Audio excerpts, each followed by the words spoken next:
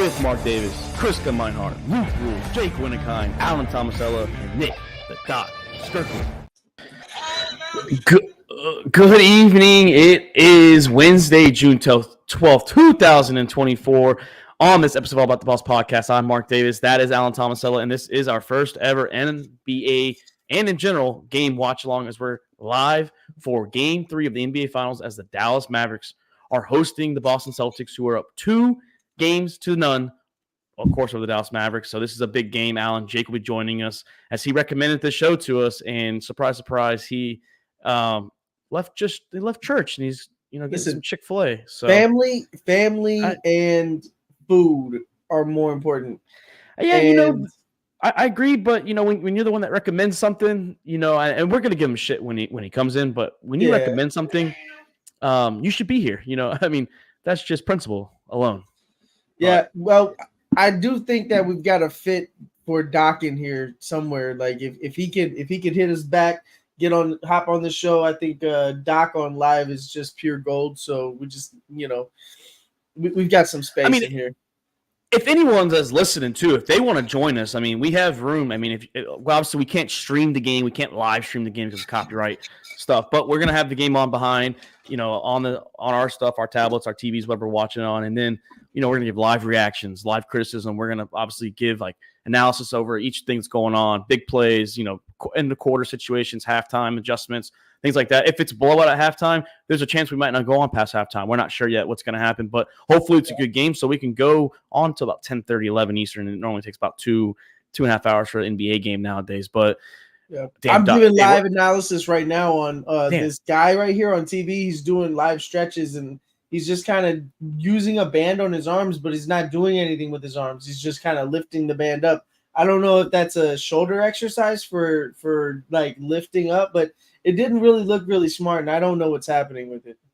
Also, everyone that's watching out there, because like I said, I have myself on my tablet, and I'm going to have YouTube on my phone. So if you're going to comment on Facebook and you do give out stars, give us a shout out in the comment section because I can't see that unless I'm in the app physically. Like I said, I'm going to be on YouTube because that's where we were hoping to get a lot of our viewers at. But thanks for everyone that's watching right now. Hopefully you guys comment. Hopefully you guys have questions. Anything you guys want to talk about? I mean, we could venture up. Like I said, it's going to be a long night. It's kind of be like the draft in a way where we kind of have random topics to talk about. We might even have random shit. If anything other sports related comes up, like Jake might mention baseball shit with me. If it's a slow, commercial breaks, things like that. But we're going to strictly try and stick to NBA. Like 95% of this conversation tonight is going to be basketball related. But Alan, I mean, I haven't asked you, but how are you feeling, man? How are you feeling about the final so far? It's 2-0. Boston, secured home court. The series hasn't truly started. They say till the road team wins, hasn't started yet. So how are you feeling about the series so far? Yeah, I think that it's been a good series. I think that it's really favored the pace of the Celtics. I love what Bob Myers says the last couple of times on TV in the pregame. Dallas has just got to start moving. They got to start getting it up into a higher tempo, and that's going to create easier baskets for them. Right now, what they're doing is they're getting stuck in half court offense. And that half court offense is getting shut down because of the length in the defensive schemes and the overall play of the Celtics. So, hands down, Celtics have been the better team, and that's with Jason Tatum being as bad as he's been. I will give Tatum credit. I know Jake has been ripping him. You haven't been as much, but I get it. His shooting percentage isn't the best. But he is doing all the other stuff. I'll give him credit. He is facilitating the ball pretty well. He is making the smart passes, the passes that lead to the assists, and he is playing pretty good defense. I mean, well, here's the thing. One thing everybody talks about Kobe, during his years or whatever. In his later years, especially when we went up against the Celtics in 2008, when we won in 9 and 10, once we got into the finals, it was not about Kobe taking over games. It was about the reason why we won is because Kobe was able to get everybody else involved. His shooting percentage was actually down in both of those finals that we won. Boston had good defense too, so that played a part of it as well. And remember, Ron Artest hit down the dagger three that took us, that got us the win in that game 7. And Kobe shot pretty bad in that. And so, again, it's not always about your shooting percentage. It's not always about, what you're doing offensively. The thing is, On the road, that's when Kobe showed up. On the road, Kobe carried the team. And that's the thing I always say about Kobe is throughout his entire career, when he would keep the game within distance at all times. He would always keep the game within distance. And what Tatum's been doing this series, he's getting involved on the defense. He's getting involved passing the ball. He's getting involved really with ball movement, just getting, making the right plays. And yeah, his shooting percentage isn't there. But this is that time that he has to step up. I'm going to try my hardest not to be biased because I fucking hate the Celtics. Rest in peace to the fucking legend himself. Oh, yeah. Barry West. Rest in peace to him. But I've seen a lot of people on Twitter today. He went down peacefully too, so that was good that he didn't have to suffer or anything. So yeah, but I've seen a lot of people on Twitter saying that he died just before the Celtics could win it. He had to watch the Celtics win another championship, and that's the ultimate hater move. So shout out to the legend, man. He's the GOAT when it comes to executives. One of the greatest players of all time. I'm going to try to be biased, not be biased in this situation, but I fucking hate the Celtics. So I will say, and I was telling my office this because, like I said, I'm not a big Tatum fan, and I know you're not. Jake's not. I don't have a problem with Jaylen Brown. I think Jaylen Brown has had some issues in the past. He's looked a lot better with his left hand this playoff run, but as much shit, if Tatum doesn't get his shit together with the shooting percentage, I already know it. Like people, the haters, I'm gonna kind of cool down on it, even though like he's not shooting the best. If he gets a ring and he's not Finals MVP, I don't care. I mean, he still has a championship ring. He was still a pivotal member of this team in the regular season and in the playoffs. And like I said, he's doing all the other stuff. Like game one where he had 16 or 18 points, he still did all the other stuff. That's why I was impressed with Tatum.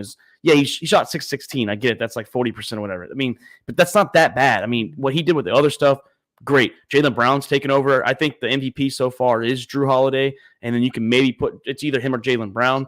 Drew Holiday's playing elite defense, and you mentioned it. He's going to be on Kyrie Irving. Derek White and him are going to be on Kyrie Irving, and it's been mainly Drew Holiday.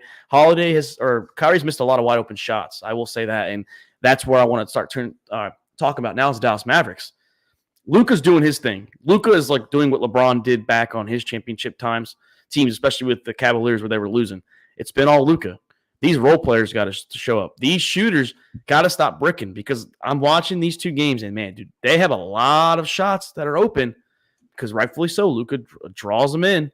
Well, and then so we've all lived through the super team era where you've got 3 all-stars on your team and all that stuff, right? And that kind of takes the load off when you're on the road, things like that. But for me as a Lakers fan, that's the thing that I've always known is that 2 superstar team, right? That's what I've always known. I mean, outside of Showtime Lakers, when we had like freaking 4 all-stars and we were like the greatest team on turf, on the court.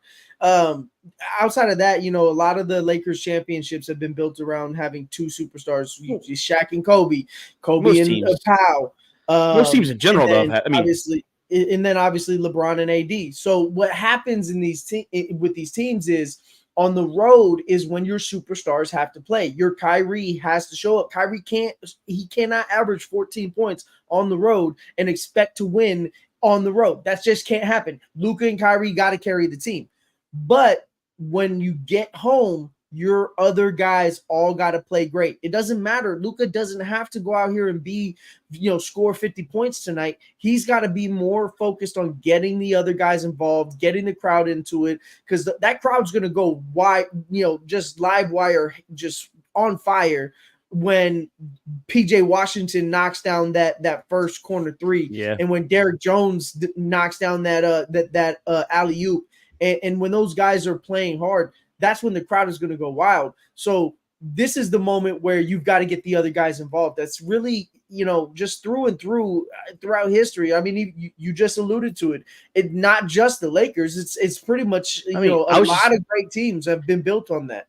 On the top of my mind, if I'm talking like teams that have not had at least 2 stars, and I'll count the Spurs because I count Parker and Ginobili as stars. I mean, maybe not superstars or like, crazy like guys like Duncan, but the Mavericks, Jason Kidd was old. Yeah, they had Dirk.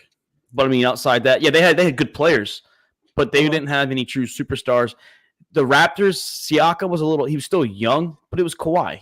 Kyle Lowry, yeah, I mean, he had his moments, but like maybe that was the second guy. But outside those two teams, yeah, Powell and Kobe, Shaq and Kobe, Duncan and the boys, even the Pistons, they were more dogs than anything. Like they weren't like superstar. I mean, Billups and them were like good players, but I'm not gonna sit there and say they were like crazy. Miami had stars, even Dwayne and Shaq when D-Wade was young, and then obviously the big three, and then the All-Star era or the AAU era came into factor with the Cavs and the Warriors.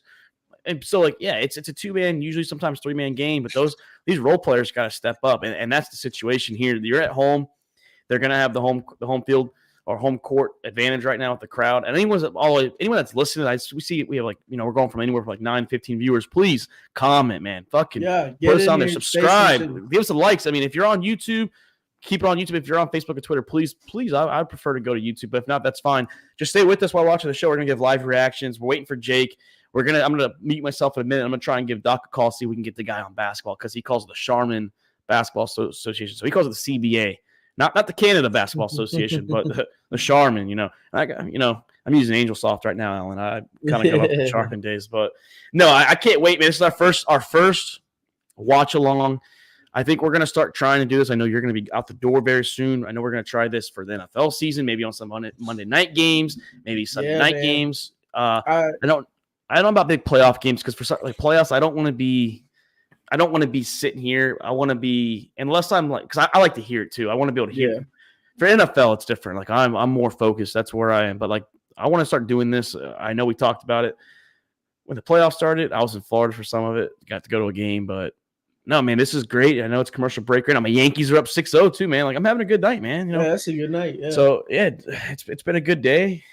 I'm just excited for this game to tip off. But so you got Dallas winning tonight, though? Yeah, I got Dallas winning tonight. I think Porzingis being out, that's gonna be that's gonna be something too, that they're gonna miss his length and his shot making ability. And then I just think that the other guys in Dallas are gonna step up tonight. When all else fails, believe in the Corgi. Believe in the Corgi. We all know what the Corgi did. I've been sharing it in the Discord. Corgi said that the Celtics were going to win the first two, Mavericks were going to win the next three, and then Boston was going to win Game 7, and then Mavericks will win Boston will win Game 6, and then Mavericks will win Game 7 in Boston. But I just look at this series. I'm looking at it right now. I think that that Dallas definitely has the edge. I think they've got to come out and play. A couple times you've said that. The old adage, the old saying shit. Colin Cowherd's gonna give Jason Kidd shit tomorrow. His hat's backwards. Oh no, he can't do that. That's unprofessional. Look at me, I'm fucking unprofessional. No, that's the biggest thing I hate about Colin Cowherd. He does that, and then someone posted a video of Tom Brady with his hat backwards at a press conference, and I was like, oh, so you're not gonna go down Tom Brady's ass right now and give him a new one for wearing his hat backwards? I get it. He's the GOAT, what people say, but I hate that shit. But no, yeah, KP, though, being out, that's big. I think he's taken advantage of his size. A lot of these switches, perfect switches. I mean, even without a switch, he is just bigger. You can see he's been hitting his shots. Game 1, I mean, to me, Game 1, he was the MVP of the game. Yeah. And then obviously we got tip off. Came off a little bit. Yeah, I'm on right now. I moved over once the Yankees got up 6-0. I stopped watching it because game's over unless the Royals come back. But no, yeah, it's tip off right here. Looks like there we go. Kyrie with a nice drive. He's got to do that. He's got to be aggressive. Shit. I'm a little behind you. My YouTube TV's. So I just got I'm just now seeing PJ carry the ball up past midcourt. I'm at 11:53. Okay, yeah, I'm at 11:31 right now. So you're 19 seconds ahead of me. Yeah, I just saw Kyrie. That's all good. I don't mind your reaction, because then I'll give mine post, and I don't know how far Jake will be behind once he gets in here. No, I actually saw something too, Alan. I saw this. I didn't realize it, but the final trophy has not been in the midcourt. For like behind the logos for each team. I thought, can't give Horford those shots, man. Come on. Oh yeah. Hey, Horford's been playing decent too, man. His old ass is out there, 38 years old. Yeah, it's a pretty it's gonna be a pretty good game. I think that Horford has really stepped up and played well when Porzingis has been out. So I don't think that that's really going to be too much of the issue. I just think that the energy he brought to the crowd and to the team when he came in off the bench. I mean, this guy was, I think first game he scored like 20 points in 21 minutes. I mean, that's a lot of points to score in that amount of time. So, he just brought a lot of really good energy, and I think they're really going to miss that. Derek White's been playing good too. Last game, he was hitting some shots that were like kind of Boston or Dallas seemed like they were maybe making a little slight comeback, and then Derek White would hit some shots and it'd be over. Yeah, and it feels like Dallas is getting Boston's trying to play Boston's game right now, or Boston's trying to play Dallas' game early on, and that's not.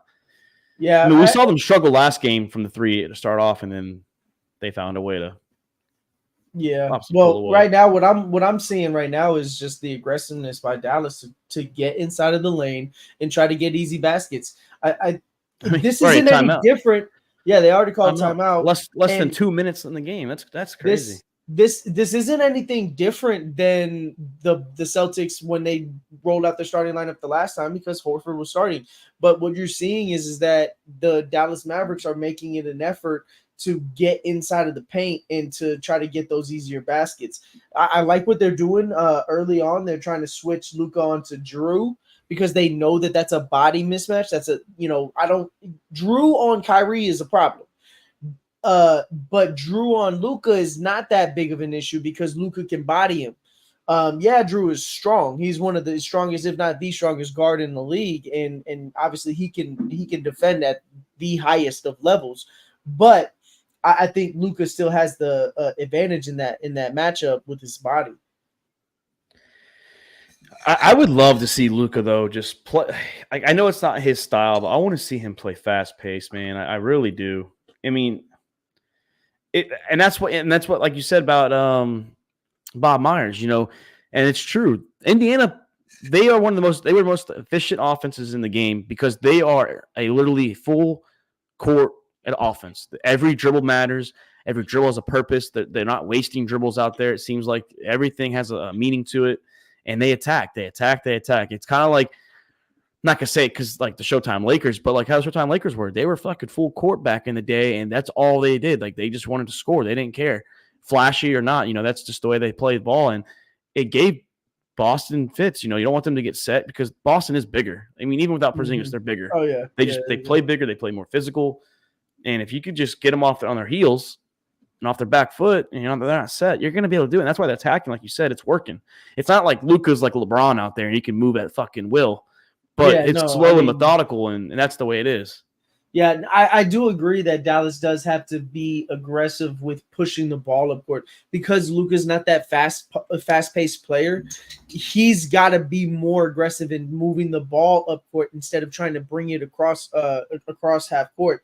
He's got to really focus on pushing the ball forward and then coming back once the ball's up court. If they can't get an easy basket early on in that possession, then kick it back to a trailing Luka and let him shoot from the three.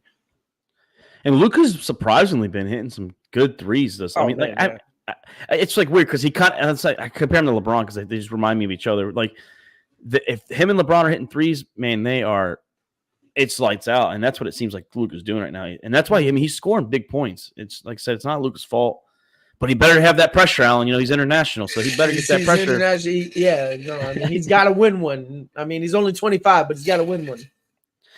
I think in this series that it's definitely the pressure is on the Celtics. You can't be a team who's made it to the conference finals 5 of 7 years and be the only team that has not won a championship in that type of run. Historically, that's where it's at. So that's why I do feel like the pressure is more on Boston this series than it is on Dallas, regardless of Luka being international or not. Hate to say it though, if Boston does win tonight, maybe Dallas wins Game 4, but there's a wrap. Yeah, and I mean, I know you don't want to.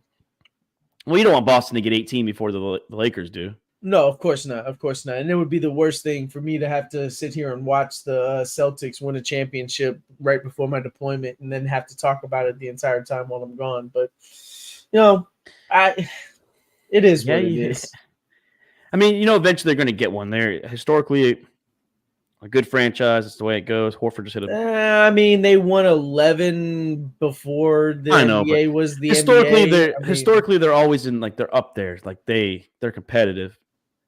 they That's what. show up like once a decade to be competitive. I'm not going to argue that. I mean, they were obviously Well, competitive in the 70s and the 80s, won a couple there, but then 90s, they really just didn't even show up at all. And then you've got 2000s, near the end one, of the 2000s, yeah, when they one with really the just kind of came back with the super team. which I consider that like I consider that a failure because they did win one, they went to two, but like for the big three to only win one, and they're like what 5 years because they did three without LeBron or without LeBron on Miami, and then they did two with LeBron. Yeah, so they had 5 seasons together, went to two, won one. I mean, I kind of not. I don't call it really that successful. Yeah, I mean they had the 2 years, but I mean they're also the reason why Miami formed up and linked up. If they didn't form up, maybe we never see AAU style basketball, and if we do, maybe it's delayed. But Yeah, I just think that just the popularity of the league is what kind of drove that with AAU. I'm not necessarily going to say that I think AAU was built off the back of super teams. I think that in general, it just kind of happened with the growth of the league. So, um, but man, yeah, I like the pace of this game right now. say hi. Dallas is really Say hi. trying to drive into the lane. Hi. Go get a stuffy. She wanted a stuffy. Okay. This kid ain't going to sleep until like another hour. She knows I'm in here. Yeah, well, I got mine just staring at me the whole time. Yeah. Like, oh, hey, look at me. Look, I'm here. Nah, there it is with an alley-oop. And I like to see that because Washington is the leader on that alley-oop there. It doesn't always have to be Luka. Push the ball up court. Luka does not always have to be, the initiator of offense. Get the ball up court, and then if that doesn't work, I just saw the alley-oop. Yeah. I'm at 8:13. Okay, yeah, we still got about that 20-second difference. What are you watching on? I'm watching on ESPN, the app. Okay, that's why, because technically YouTube is still streaming technically. It's not like cable TV is where you get it. Hold up, that was so dumb right there. I'm just gonna say it. I mean, I know I'm ahead, and no, but you're good. Like Tatum just passed up a pass to a wide open Jaylen Brown and passed it to the middle of the court where there was defense. Like and then you see Brown in the corner, shrugging like, "What the hell are you doing?" Yeah, it's twice he. Oh, they're not gonna give that. They waved it off. That's twice that Brown was looking for it. Yeah, you just see things like that on the court, and then you wonder if it actually is a problem. Like you wonder if Tatum is a little bit jealous. I don't know. I don't really buy into that. I think people are trying to drive a wedge between them, but those little things, and Brown gets on TV and he says, "Yeah, no, those things aren't getting to us. We're doing our best, But then you see those little tiny things on the court, and you're just like, "What are you talking about, guy?" Damn, they're not going to give that to him though. Nah, they didn't give it to him. Damn. That's the Luka treatment right now. Like he's getting that superstar treatment that you're gonna get calls, but then you're not gonna get calls. I mean, he got a call obviously, but didn't matter. He made an easy layup on Tatum. Blew past him at 2 miles per hour. Yeah, well, that's the thing. Aggressiveness to the basket, though. That's what I'm seeing. And here we go again. Kyrie with an aggressive move to the basket. They've got to get down court and really push to the paint. I'm not gonna lie though, they have to play better defense because Boston. They're missing shots, but man, they are working on like their Boston's ball movement. Whoever has the ball, like Tatum, Brown, White, Holiday. I mean, they are making the right passes. They're not. They don't get gassed. It seems like. I mean, it just works. And right there, Luka just passed up on a normal three that he would take and drove into the lane. So I really like the game plan here, taking it to Boston and trying to bully them. And like you said, they have to play better defense. But I do agree. I do really like the fact that they're driving inside of the paint and trying to force action down low. Thanks, Chris, for the comment. Kyrie is the most talented player on the court as we Oh, speak. hey, he just hit that. He just hit that floating layup. So I mean, that was kind of a crossover between a floater and a layup, but it was nice. Tatum, as much love as I was giving him, though, Alan, these first 2 games tonight, Luka does have him on skates right now. He does. But I think that again, that comes from being aggressive.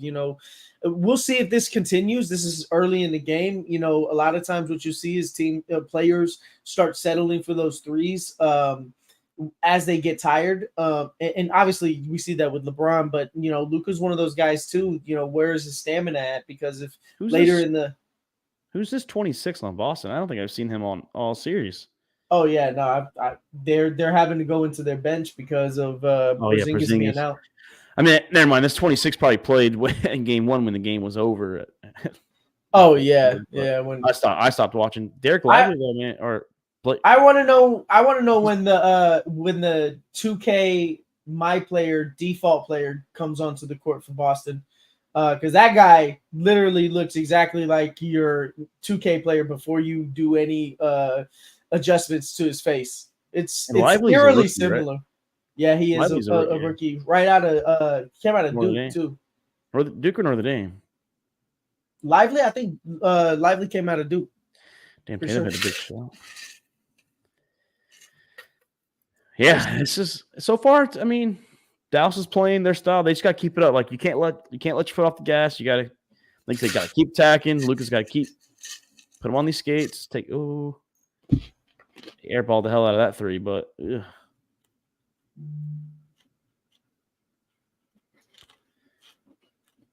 It says Jake just came online on PlayStation, so he must be home. One of his kids must be online. Okay. Fucking download the PlayStation app on my phone, and every single fucking time someone comes online. You can tell, huh? God, it's annoying. I had to download it for my PlayStation was acting up with my internet. Yeah. Hey, that's the first 3 that Kyrie's hit all series. I don't like. He hasn't hit one at all. He hasn't won. No, this was the first one. This was the first one. I don't like when Dallas tries to match what the Celtics just did. Like they shot a 3, so now we got to go down the court and shoot a 3. No, play your game. The reason why you're up right now is because you've been aggressive to the paint and it's causing further action. Everybody's having to move around it and it's opening up the lanes for alley-oops, for drivers, for backdoor drivers. Damn, Kyrie ran over Jaylen Brown. Yeah. And then smacks the ref on the ass. Yo, where's all the star power tonight, man? I saw him at Smith's there. Who else is there tonight? Is there any like star A-list guys out there? Well, I think Dallas should be happy that Dak Prescott isn't there. We haven't seen him yet because I think maybe Dak Prescott kind of jinxed him. Where's Romo at, man? That's what we need. I saw that video. Said only one guy can save the Dallas Mavericks, and here comes Romo. Well, where's Micah? People can say what they want. Romo's he's pretty decent in other sports. He can golf. He can ball. Yeah. I'm not saying he's gonna go hoop with like Terrell Owens and like the guys that you see on the All-Star games, celebrity games, but he can hoop. Now I haven't seen Micah Parsons at all. Like I said, so far all I've seen is Emmitt Smith. I didn't watch the pregame show, so I don't know who's there and whatnot. Yeah, I know Paul George is there as far as other NBA players. I saw he was on the pregame. When we went to that Magic game, Duncan Robinson was literally right the same seat as me, but 3 rows in front of me. He's friends with the Wagner family, Mo and Franz. They went to college together. And dude, Tony wanted to leave fucking early, and I was pissed because I was gonna fucking follow Duncan Robinson for a photo. If he would up to go in the bathroom, as soon as I recognized him, he didn't get up the rest of the game. The whole second half, he didn't get up. Wow. Looks like we got an out of bounds right here. Turnover on Dallas. Guy stepped on the out of bounds trying to drive. And he had the drive too. Yeah, he did, and he scored. But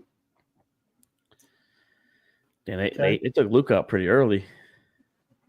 Yeah, I think that's really a part of what Jason Kidd is trying to do right now, which is to get the others involved, to really make the team play around the team and not so much around Luka. I like this switch up of taking him off the court early, get him some rest. That means you're gonna leave Kyrie in, and then when you take Kyrie out, Luka will come in, and the game will revolve around him. Dallas needs to get back on defense, though. They can't let Boston run this fast-paced game, especially when it's only Brown and I guess Holiday's in. And it now just seems like these guys aren't making their shots when Luka's off the court, and you can't have that because you have to have Luka get some breathing time. Yeah, of course. And Tatum's got the lucky bounce tonight, so that one hit the rim like 4 times. That was Tatum's the leading scorer, I believe, for the Celtics so far. I mean, yeah, he is. Check it up at right here. Tatum does have 8 points, 3 of 5. He's playing good, 2 rebounds. Yep. I'm gonna go get another drink real quick while we're in between commercials. No, you're good. You do your thing. Yeah, everyone that's listening out there, I know we have 13 people in here. Like I said, if you want to comment, you want to get in. Hey, if you even want to get in here, let us know. Like, shoot us out here. Like I said, we have room for you guys if you're basketball lovers. Jake will be joining us very soon, so we'll have our 3rd member here for our basketball episode. I guess while it's commercial break, like I said, we'll start plugging some stuff. Every week, Mondays or Tuesdays, most likely it's Mondays that we do it unless something happens. We have our NFL division breakdowns. We're halfway done. We still have to do the South on both sides and the West. We'll be doing the NFC South this Monday night, June 17th. So we'll be talking New Orleans, Atlanta, Tampa Bay, and Carolina. We're doing them. We usually do the South last, but since Chris is heading out the door for a month or two, we want to get our teams out of the way. And then following the division breakdown episodes, we will be doing some fantasy football previews. We start getting our positions ready, our top 10s. We're going to start guys, sleepers that we're looking at, guys to stay away from, maybe even do some mock drafts in there just to show you what we're doing. And then obviously we'll have some computer simulations in there, but to show you what we're doing, show you what we would do as well in a PPR league. We are all in PPR leagues. So, I mean, honestly, everyone that's on the show, myself, Jake, Chris, Luke, and Doc, Alan's the only one that's not in my fantasy league that I'm the commissioner of. But Alan will be in the next time we get a slot opened up. But breaking news too, Alan. They just said Porzingis might not return for the finals. So that was being reported a little bit earlier today. But that's also because of there's so much uncertainty with the entire injury. Nobody really knows what it really was. I don't think the Celtics knew completely what it was. And as more information has come out, and as they tried to see how he was going to be able to go tonight, I do think that that's what's going to end up happening. He's not going to be able to play the rest of the series. I mean, it sucks too because, I mean, you want to see both teams at their best. You want to see them when they're healthy. You want to see them when they're 100%. Obviously, no one's 100% this time this year. I mean, someone's a little banged up. It's just the way it goes. But no, I was just plugging some. Like I said, I know you're gonna be gone, but we're gonna do some fantasy football following the NFL division breakdown. You'll be on your last one, I think, this Monday, right? When we talk this Monday should be. So it'll be a chance. We're gonna try and get all 5 of us. Also, Luke, I'm not gonna put your business out there, but hopefully, man, you recover well. Reached out to you today, make sure you were good. So hopefully, Luke, you keep doing a little better, get better every day. But yeah, so following that too, every I think Tuesday and Wednesday nights starting after week 1 especially, but at least after week 1 we're going to be doing our live episodes for Tuesday nights, our weekly breakdown of what happened, what we saw, big storylines, big games that we're talking about. Wednesday nights we'll be doing some game previews with our score predictions, and Monday nights possibly some watch-alongs depending on the game. If it's a good game, you see Peyton and Eli on there, watch us. We're just as good as the Manning brothers, honestly. Yeah, I plugged it earlier. Listen, Doc on live is just gold. Yeah. So yeah, we got Doc going. We got Doc going about Lamar Jackson, and I clipped it. That's gonna be posting probably first thing tomorrow morning, or even tonight once we get off. Yep. But now back to the game. We're in here. Luke already checked back in. Yeah. As I'm saying, he can't get. It's like LeBron. He can't have a breather. He can't have a chance to take a break. Yeah, but all right. So let's put it in perspective. He goes out for a minute each quarter. That's still 44 minutes. That's probably where you want to be playing. You don't want him to play 48 minutes, but 44 minutes is a good number for a finals game. So I'm not too upset about that. The only time I want him playing 48 minutes is if back's on the wall, like in it's game 7. Game. Even game 7, you can maybe take some breathers, but if it's definitely, I mean, because I guess game 7 is the same if you're down 3-1 or 3-2, but yeah, at least games, yeah. Damn, Dallas is just as soon as they took Luke out, man, it just everything flipped. Yep. That momentum went away. Like fucking over here, Kluber fucking tipped pass back in his hands and he drops it. Like it's like I think we just got a defensive 3 seconds too. So yep, looks like on Lively. Yeah, Lively had it. That was on Lively. Dallas is bringing them back inside of the game, and they're letting them in, and you can't make those types of mistakes, especially in the finals. You can't, man. Like it's just, and it's what it is, man. Like I said, once they took Luke out, it seemed like the whole momentum flipped, and now Dallas is playing bonehead style basketball, and Boston got themselves back in the game with Tatum playing good, Jaylen Brown good defense there, good recovery defense on Kluber. Yep, 11-0 run in the last 2 minutes and 30 seconds for the Celtics. So and Jaylen Brown has been a pretty good defensive player this year. I know he was a little upset he didn't make the all defensive team. Mm-hmm. And then this number 30, one of the guys I can't name. Calger or did I get it right? Isn't it Sam? Yeah, I don't even know that guy's name. I don't even know his name. I see him. I told watch Boston. I see him. I know he's there. I just don't know his name. Like, I mean, I know I'm not the biggest basketball fan in the world, but yeah, I at least can name like role play, decent role players. I gotta start getting. I started watching a lot more basketball this year. You have. I think that with us all doing the pod during the season, I think that definitely was a driver for it. But you have watched a lot more basketball. Typically you don't even pick up basketball until after trade deadline in most seasons or Christmas. Usually after All-Star. After All-Star, right? But I can't watch Christmas. I can't watch Christmas Day games anymore because the NFL said this is our fucking day now.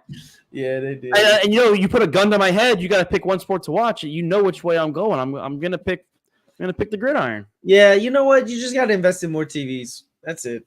I need to invest in more YouTube accounts. That's what I need. Yeah. I got to fucking buy the unlimited packet. I only have the 3. But I mean, I will say that's kind of a dickhead move. The NFL they said it's Wednesday. Like usually Tuesday, Wednesday. Okay, the NBA can get it back, but the NFL said no. Fuck it. We'll play Saturday before. Oh my! All right, I'd like to see it. The others have to step up for Dallas. You'll see this in a second, man. It was a good move. I see Zeros with the ball right now. Damn, Zeros just. Damn, I was all number 0. Whoever number 0 is, that was all him. No one else touched the ball. That's Dante Exum. So he got drafted. I saw. Yeah, he got some playing time last game. I saw he hit a 3 once he came in. Yeah, he got drafted. In the league at a really high draft pick. Kind of fell off. I think it was the Jazz, maybe. I know he played with the Magic at one point. Yeah, he did. Excellent. But then he kind of fell off, went back to I think it was Australia where he played a couple of years there, and now he's back in the league. Got himself back in the league. Here, I got him right here. Deontay, yeah, okay. It was the Jazz. No, he didn't play for the Magic. He was the Jazz for a few years, and played with the Cavs, went to Barcelona, and then Belgrade. And he's been playing with the Mavericks since this year. Fifth overall pick in 2014. Yeah, it was kind of big. He's not even from America neither. He's from He is from Australia. France? Oh, Australia. Okay. Yeah, so I had Australia right on something. Melbourne, Victoria, Australia. It was a fucking not good for him to get back in the league a little bit here, trying out the Magic. I mean, he was a talented player coming in. I know everyone was high on him, and then yeah, they were. It fell off a little bit. Yeah, I mean, Dallas has to hit their free throws tonight. That is a big deal. I mean, that's the reason why they lost game 2. They missed 8 free throws and lost by 7. And that's going to be one of those direct things that show up. So they've got to be much better with it.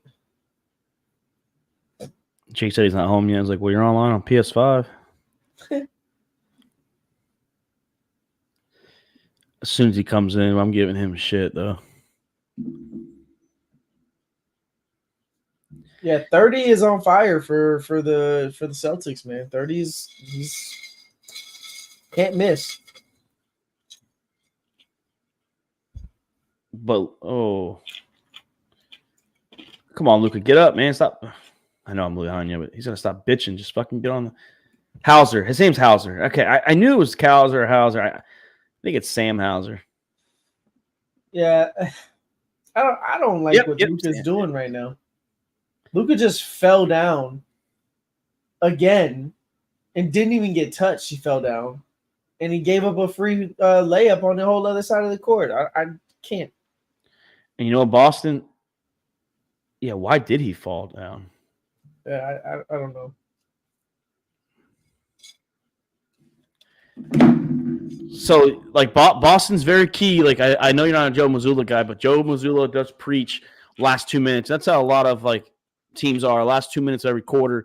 And I feel like that's another big thing we haven't talked about. Boston, the last 2 minutes of every game or every quarter seems like that they make the key runs, the key important moments to close it out so Boston doesn't or Dallas doesn't stay super hot. I mean, the league is it's a league of runs, and you know it's really about when you have those runs. So anything can happen within a quarter as long as you're closing out. You start quarters and you close quarters well.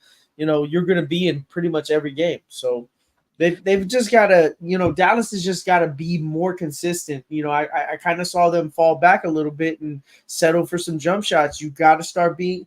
You've got to keep that aggressiveness. I talked about that earlier.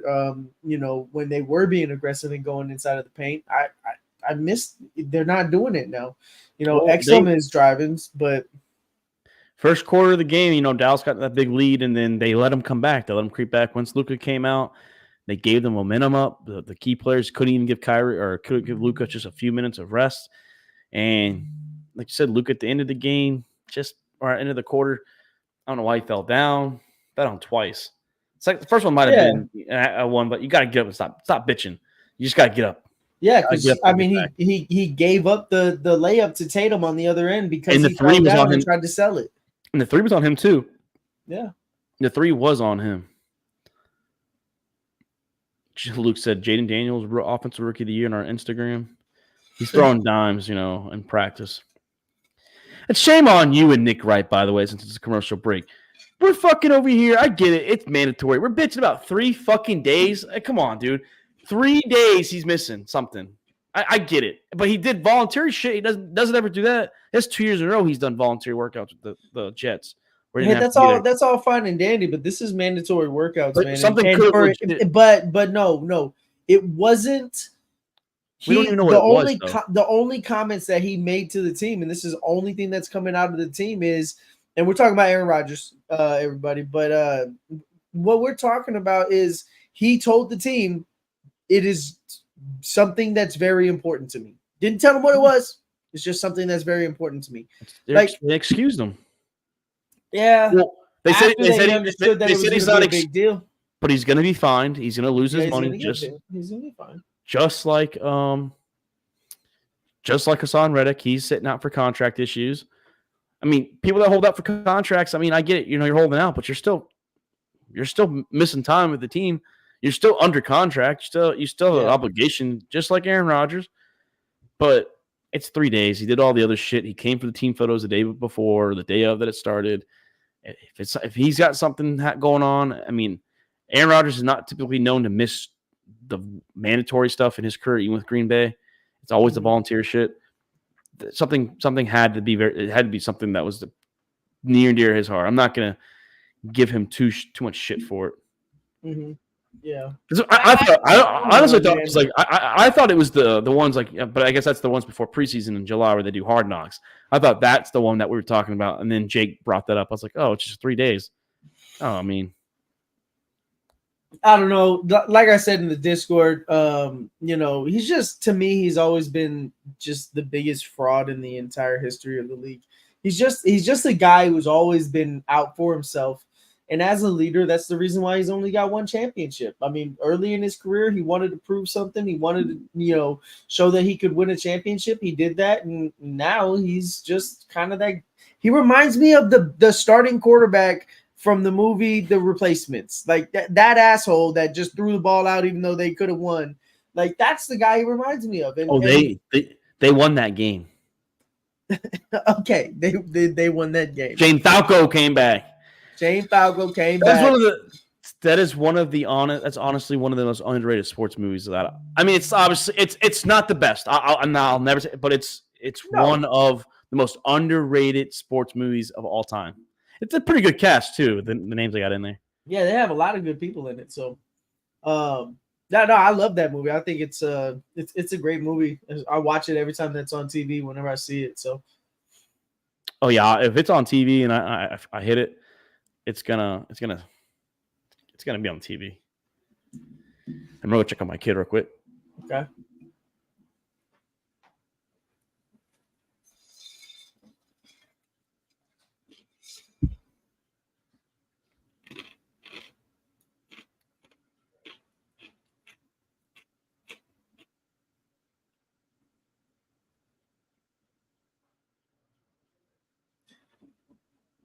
Yeah, just like the aggressiveness. Get inside of the paint. Stop this passing the ball out of bounds or passing it to the 3-point line. I don't really like that. And then Luka right now is just looking for fouls. Again, that's not something that I'm really happy about. He's got to be aggressive in trying to score, not in trying to draw fouls and get to the line. It seems like he's hunting for contact, and that's never going to get you calls, especially in this league now. You're not going to get calls if you're the one that's hunting for the fouls.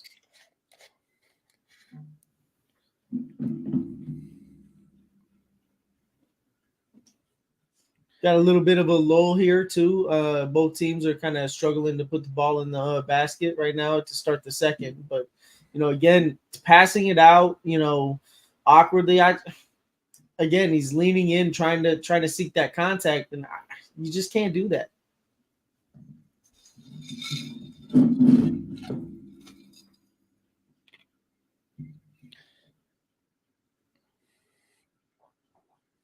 Question is, were we going to see Jake at all tonight? Damn, we shot to 29 viewers. We were literally at fucking just 13. That's nice, man. I'm glad to hear it. I wish we had more comments, man. Talk to us. Let us know, what we're talking about. Let us know if I'm saying some bullshit. I think we talked about Aaron Rodgers, so a couple of people hopped on to say something, but haven't said anything in the comments. Yeah, I mean, if you guys, I mean, like I said, I get it's NBA, but I mean, we're a sports show. I mean, if you want to bring a fucking different sport in here while we're watching the game, we don't mind talking it. I mean, obviously, we want to stick to NBA as much as possible, but I mean, if you or the fans want to sit here and talk MLB, NFL, we'll entertain it. College football, we'll do our best to entertain it and then move the conversation. We'll let you guys keep talking. Shout out to the GOAT, Tom Brady. He got his retirement for Into the Ring of Fame at the New England Patriots. So that was a big deal tonight. They had some really, really big players come in. Peyton Manning showed up on a surprise, so that was pretty cool. Give me 1 second. I gotta go check on something. Like I said, comment, man, subscribe, give us a like, give us a thumbs up, give us a heart, something. Just give us some love, man. Let us know what you want to hear too. Like I said, even for future episodes, just give us some topics that you guys want us to hear from. Maybe we'll start bringing some fun episodes back too. But Alan's gonna carry us for a couple seconds. I gotta go do something. Be right back.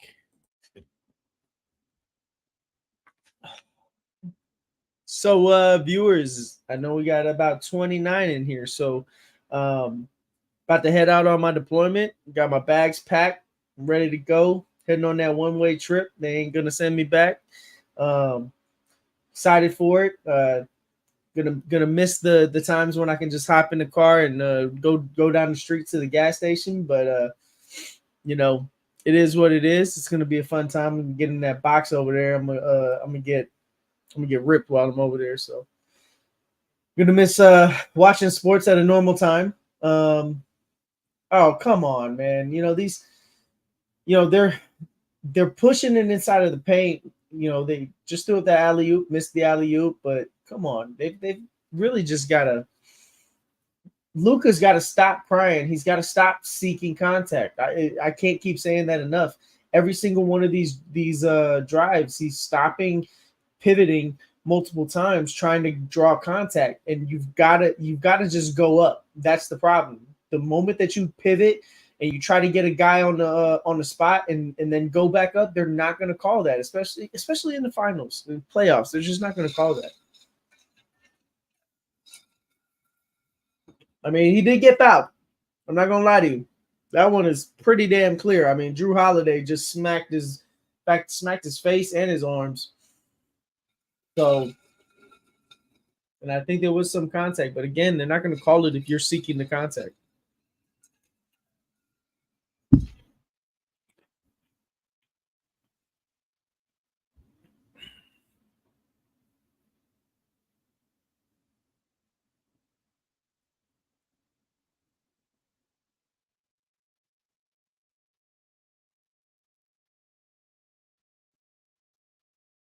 So for the viewers out there, comment. Let me know what's your favorite food chain. I'm not gonna be able to eat it while I'm over there, so let me know what your favorite food chain is. I'm gonna be missing out on a lot of good food. Why Stephen A. all over TV though? Really? I mean, he's really not even that marketable. I don't understand it, but ESPN is just driving him. All on every commercial and everything. Nobody cares that Stephen A. can shoot some pool. Like nobody cares, and this man's always dressed like he's the hottest guy in the entire world. Oh, he's the flyest dude, man. He's living it up. He's living it up, man. He's in not trying to knock him down, on his success. He's worked very hard for it, but come on, I don't care that Stephen A. is out here shooting some pool. It's a commercial, though, man. It's what it is. Yeah, that's all it is. It's just a commercial.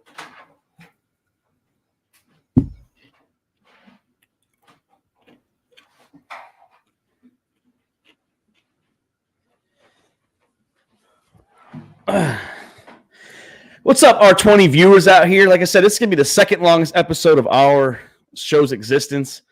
As like I said, we did I literally, Alan, went back yesterday and today. Actually, no, yeah, it was yesterday and today. Went back and watched our draft episode, 4 hours and 17 minutes, and man, there was some stuff that was said on there, some reactions that we had. It was a good night. I mean, I know it was like there's some points where we also were talking at one time. I mean, that's just the way it is when you get so many people in here, but. Very, very good episode. I was very happy with it. Rewatching it. Yeah, it was a lot of fun too. That was the thing. It was just four guys hanging out, watching the draft and having fun while it was going on. So yeah, no, I enjoyed it. No, I was while you were gone, I was asking the audience favorite food chain, their favorite food chain. I had my headphones in. I was put my daughter okay. Let's put my daughter back in her bed for the night. All right. I'm gonna watch a scary movie or adult movie when this is all over. I'm just gonna get her in bed now. Watch some adult stuff. I finally finished Suits last night. 9 seasons later. 9 seasons of Suits. Wow. Are you excited for that show White Collar to come back? Apparently they're making a new season. I never watched it. But. Never watched it, man. I watched Franklin and Bash when that was a lawyer show. With the guy that was in Garfield and then Zach from Saved by the Bell. They were in that. No, I'm a big, like I said, Power guy. That my new episode comes out Friday, and then waiting for the other books to finish or come back out. But I will say ESPN is very creative with these fucking like cartoons that they have. Like I know they do football as well, like the Luka Magic right here, but they're very, very creative when they do it for ESPN or for Monday Night Football. I guess Randy Moss got very emotional with the Tom Brady ceremony. I bet he did. Maybe he would have got more emotional if he would have got a ring, but yeah, that might be what he was emotional about. That Tom Brady didn't get him a ring while he was there. So just be better. It's what Doc's key thing is: always be better. Well, that's easy to say. I mean, we're expecting the Bears to be better this year. They got to be better There's a difference Are they when going to? your team was 18-0 going into the Super Bowl.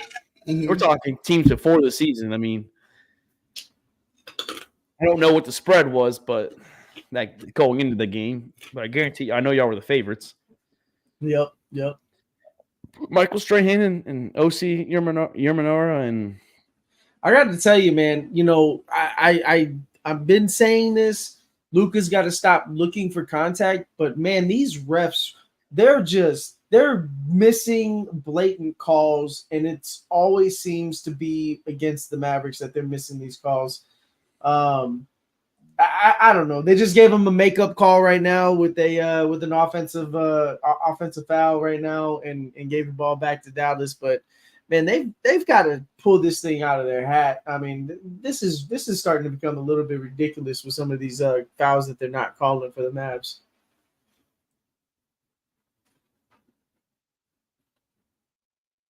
Yeah, I mean, Luka's missed 6 in a row. It's a tough night right now. I mean, and all right, so they finally got Tim Hardaway Jr. in the series. They've been asking for that. I mean, I don't know what happened to that guy, man. You know, he got a little bit older. I think I don't know if he's just not playing the defense that Jason Kidd wants to see out of him. But that was never his strong suit. So maybe that's what it is. I need the rest of the Mavericks guys to really step up. Where's the energy that they had in the first 8 minutes of this game? Because I'm not seeing it, and it looks like it's back to being Luka or Kyrie. It's just Luka or Kyrie right now. And that's the problem with Boston. You know, if you keep them in the game long enough, they are going to start hitting their shots. They're starting. Mm-hmm. You know, they'll play like they're as much as we don't like them, as much as we want them to lose. The one thing we can't say is Boston is. I mean, they're not. I mean, they are. They're a team. Like they're team basketball. I don't see the egos with big three by Kyrie. You don't see the big egos, honestly, from Jason Tatum and Jaylen Brown. As much as we don't care for Jason Tatum, I don't think the ego is there. I mean, yeah, I don't think he has a big ego, except for when he does his little cornball thing. But he just hit a big three as we started. Yeah. I mean, I know you saw it before me, but big shot after Kyrie hit his three. I don't hear Jake talking his shit now about Jason Tatum over here shooting 5 and 9 now. Well, maybe that's why he didn't want to show up tonight, because he knew that Tatum was going to have a big game, and he doesn't want to have to deal with that conversation. You know, Tatum's being aggressive, and you know, like I talked about it, you know, before the game started. You know, these are those games where those stars have to show up. You know, Kobe Bryant, LeBron James, you know, always seem to really just show up. But like Dwayne Wade was definitely one of those guys who, on the road, he would show up. At home, it would be more about trying to get the other guys involved, and we're seeing that right now. And Jason Tatum's been aggressive, and his shot has fallen. He had a couple of lucky rolls earlier, so that's good on him. Just got a nice little step back right there. Missed it, but you know, he's getting separation, and those are kind of the things that you just ask for as a shooter, as a scorer. You know, are you getting yourself separation, and are you getting yourself good looks? That step back, he hesitated though. As soon as he hit the step back, he kind of hesitated, and then he shot it. I think that's what kind of threw him off a little bit with that momentum in his shot. Mm-hmm. But he's still playing good ball tonight, you know. I was telling Jake in the chat too, and you guys. I mean, I know you weren't really saying anything, but if Tatum has a big game 3, he's in the MVP conversation, because no one has truly solidified their spot for the Finals MVP, and it can be Tatum if he has a big game. If Tatum goes and drops 30, 35 points, you know, 6, 7 assists, you know, 6, 7 rebounds, it could be him. It could be him then. When a big game 4. Yeah, well, you know, right now. They just showed it on the board, but Tatum had 13 total points in the first half, and now he's got 18 this game. So, you know, really big deal. Jaylen Brown is not involved, so I think that can be a bigger issue for you later in the game, because I do think that Jaylen Brown really is your closer. So, if he's not involved and he's not hot, then that creates a problem for later in the game if he's not in rhythm. You've got to get guys involved, and you got to get them. Man, Kyrie is on fire right now. Kyrie came out and is playing lights out. Oh, there's your superstar. There's your superstar you wanted to see. Patrick Mahomes is at the game. Yeah, he's been at a lot of Maverick games. Is his wife a bigger superstar than he is? Because she hangs out with Taylor Swift. I want to know. She hasn't been hanging out. Like, I guess there's a lot of beef right now with the Swifty, and Oh no. apparently people hasn't been T Swizzle, but people close to her saying that she's getting annoyed by Britney because she's hanging around her to stay famous, like keep her A-list name. Oh yeah. But to be honest, like that's a big problem. To be honest, Mahomes' wife hasn't really been annoying to me the last couple. I get it; she was with the Swizzle fan club and all that, but she hasn't been annoying like she was a couple years ago when Jackson Mahomes and her were just annoying as hell. Yeah, she's kind of calmed down. She's been more like a supportive wife that hasn't been annoying, and they got 2 kids now, so she's probably calmed down for the kids and Patrick. Mm-hmm, mm-hmm. Yeah, man. I mean, this is a tightly contested game. The Mavericks aren't crashing the board right now, and they just gave up what they just called there. Okay, they called a defensive foul on Drew Holiday. It did kind of look like he flopped a little bit on that one too, so I like that call. But Mavericks are staying aggressive. They're getting bailed out right now by a couple of clutch threes by Kyrie. They've got to start getting more guys involved. I said it before coming into the series that Dallas was the deeper team, and the Boston Celtics, you gotta tip your hat to them. The Celtics are doing enough to make it a game make it a series that's about the starters and not about the bench. Defensively, they're moving the ball, and you got guys like Hauser that are coming in and just kind of keeping them in the game, making some threes. I think that Dallas has just really got to continue to stay aggressive going to the paint. Yeah, I mean, like you said, Kyrie's hitting his shots, and I mean, if that starts fading out a little bit, that's what Boston wants. And it still doesn't seem like. I mean, Boston's hit some threes, but it seems like they're missing a lot of open shots too. And these 2 teams are the top 2 teams in the league when it comes to shooting the threes. They love it. They love shooting 3-pointers. But they do. Like I said, you don't want Boston to hang around. That's the situation. You do not want Boston to be in the game. Because, I mean, if you just mess up a little bit, like we said, that momentum in the first, it was like, what is it, 15-point game, something like that at one point. Don't know the exact one, but, I mean, they came back. And it was, I think the largest they had gotten to was 11 points. But yeah, so something like that. Again, it's double digits, and you let them back into the game, and here it is. It's a close, tight, contested game. And you didn't let them back in the game over the period of the game. You let them back in the game quick. It wasn't like it dragged out into like the 3rd, 4th quarter, and they were slowly grinding. No, that was a quick. And you hit the nail on the head of the coffin when it came to Boston being able to close quarters. And right now, this is a tight game in the middle of the second. When we get to 2 minutes left in the second, is Boston going to go on another run? And is that going to, really pull ahead? It's always it's always a concern when you can't close quarters. Damn.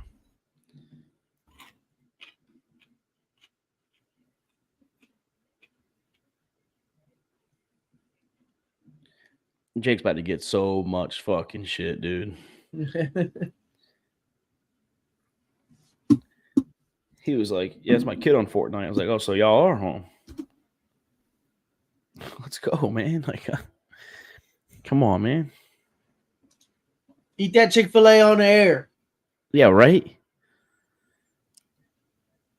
I am going to miss me some Chick-fil-A, man. I'm going to miss some Chick-fil-A. I got to tell you. I'm not a huge Chick-fil-A guy. Like, my daughter loves it, so I'll eat it when she gets it. Breakfast, I like their breakfast burrito. Okay, yeah, the little hash brown scramble. Well, I get the burrito, like the whatever. But I'm telling you right now, chicken wise, if I'm getting chicken sandwich, I'm going Popeyes, man. It's bigger, it's crispier, but that's what I prefer. I mean, if you want something a little small, I'm not big on the Popeyes sandwich, but you know why? The Popeyes chicken sandwich, I'm a spicy guy, so it has to be the spicy chicken sandwich. And the Popeyes, the Popeyes spicy chicken is a chicken sandwich, with spicy sauce on it, not I'm good with spicy that. actual seasoning. The reason Chick-fil-A is number one, and the reason why I love Chick-fil-A is that spicy chicken, man. You gotta put the spicy in the seasoning. I do like the fact that they have the spicy chicken itself, but I like the chicken taste better because to me, I want the bigger, crispier sandwich. I'm a batter guy. I want more batter on that shit. Yeah. I want to hear that. I want to hear that crispiness. Ah, man, I don't know. Maybe you just had a bad experience with Chick-fil-A, man. No, I don't know.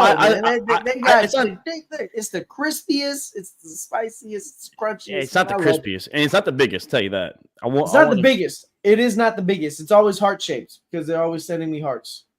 No, I don't have any hatred towards Chick-fil-A. It's not that. Uh-huh. It's just that they're not my number one. Like if I'm building a Chick-fil, like a chicken sandwich, I'm going Popeyes.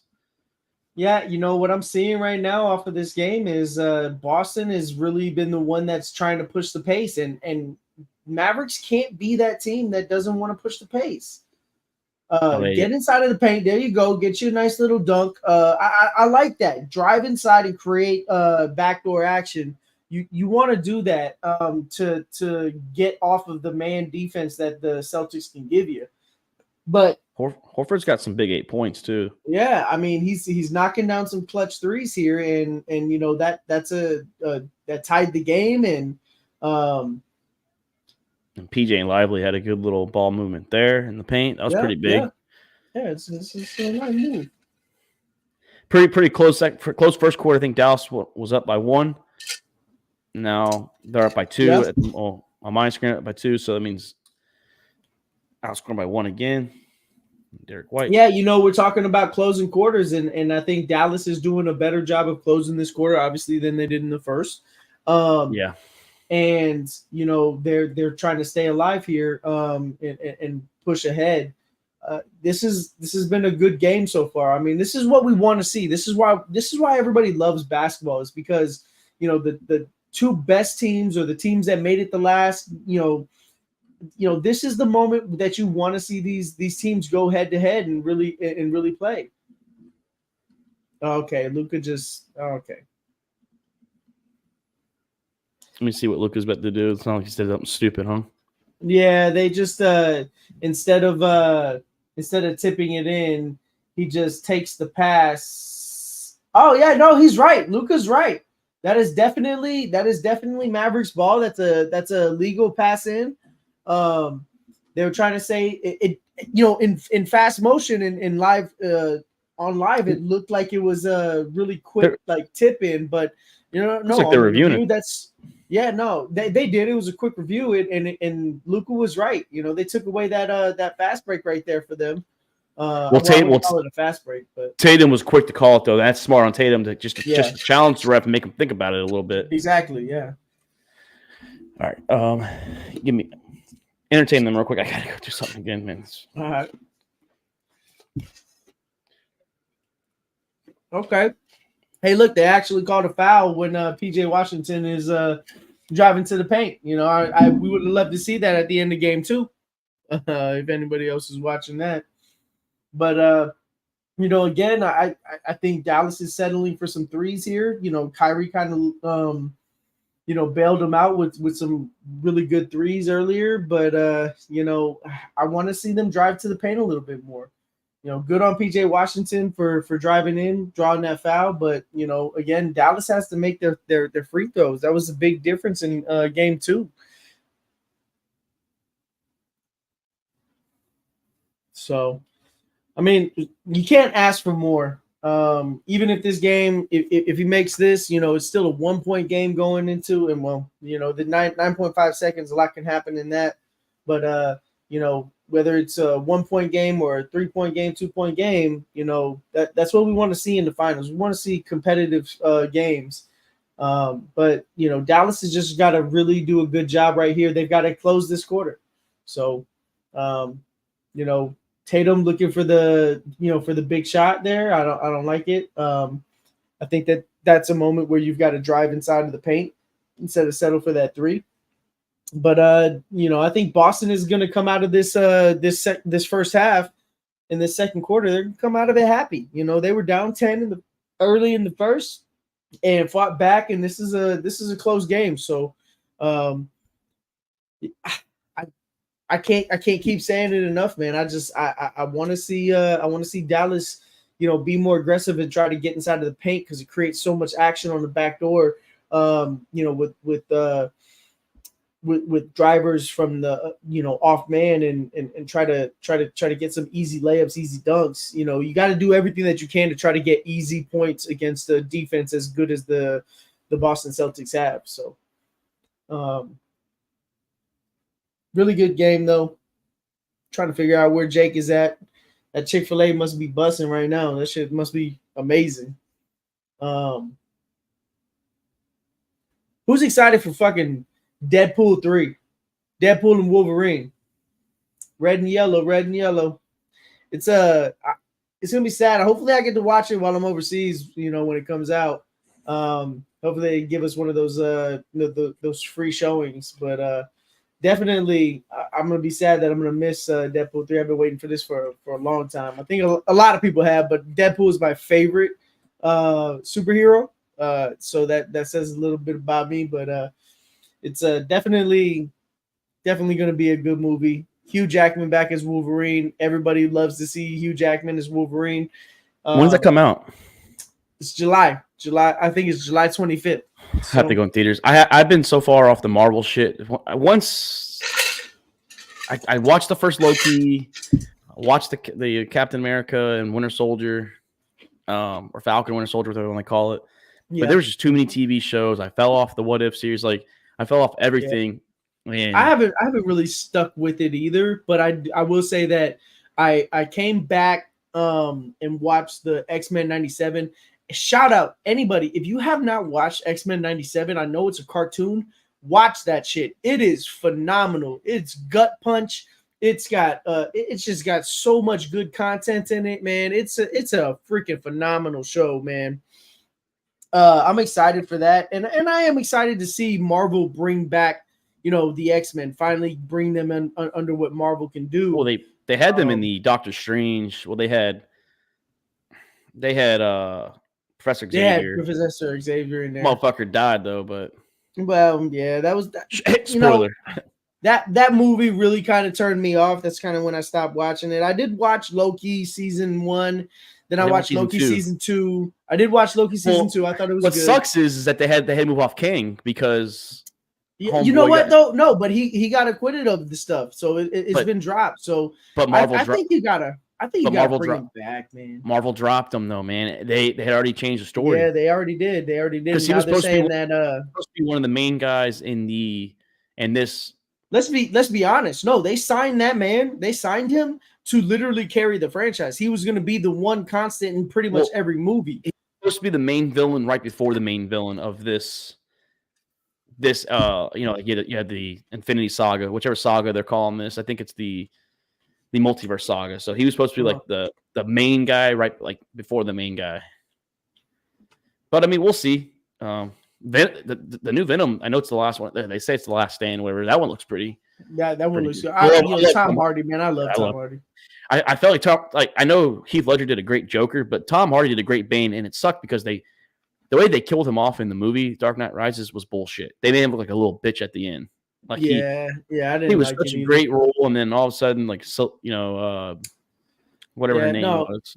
Tom Hardy just has so much range as an actor too. He's a really good guy too. He's out here doing UFC fights and he's out here, winning jiu-jitsu fighting and all that shit too. So Tom Hardy's just pretty phenomenal. Tom Hardy's also very, very good in Peaky Blinders. Like I know you're not big on that era there, Mark, but Peaky Blinders, phenomenal show. I mean, it is one of the best TV shows that I've ever watched. It's just, man, the way that each episode builds up. It's not long either. That's another thing that I really, really like about it is it's only 6 episodes per season. So, but Tom Hardy's phenomenal in that as well.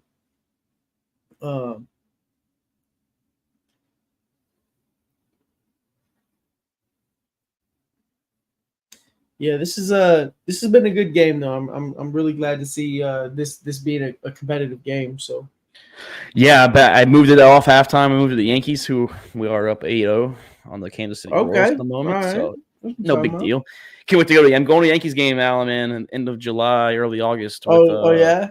with Doc and some friends out there they're Phillies fan. Well, Doc's not, but the That's when civilians you're out gonna be there. up north. That's when you're gonna be up in Jersey.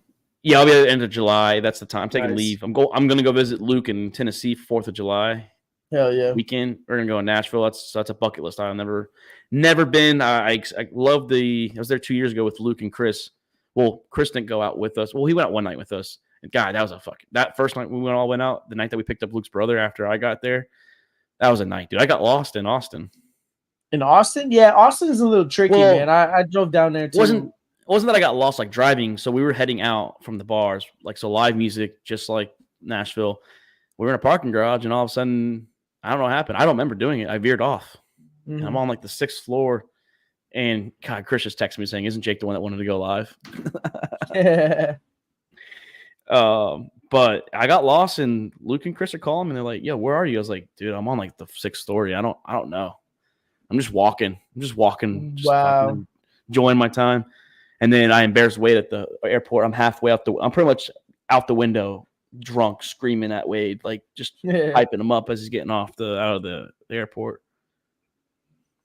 But no, yeah, I'll be with Luke there 4th of July. His fiance works at one of the bars out there, so he's gonna try and get us like the hookup because 4th of July you have cover fees. Okay. So Nashville doesn't play around. And then when you're at a bar for 4th of July in Nashville, you have to stay there. There's no bar hopping because you're on top. You're on top. Like if you see the videos, there's no standing room. Your standing room is where you're at. Got it. Like, Got it. Yeah. Probably won't be hitting bathrooms. Probably have to just go around the corner and just. Yeah, I like Nashville as a little bar city, man. I think they got some really cool bars. I went to Coyote Ugly before. Been to a couple of bars while I was in Nashville. Enjoyed it, man. Nashville's a nice little city in some of the good parts, but much like every other city in the world, or at least in the U.S., there's good spots and there's bad spots. Now I'm not sure. Do you want to take like a few minute break? I know it's halftime. Do you need to do what you have to do? Bathroom or anything? Yeah, I'm about to go get another drink, and I'm gonna go take a little piss break. No, that's fine. So I'm gonna for everyone that's listening, just come back in like 5 minutes or so. I'm gonna put the screen on. I'm gonna remove us, and then I'm just gonna put some music on, and just like I said, give us a few minutes. We're just kind of hit the bathroom and shit, and do what we have to do before this next hour and a half or so of basketball.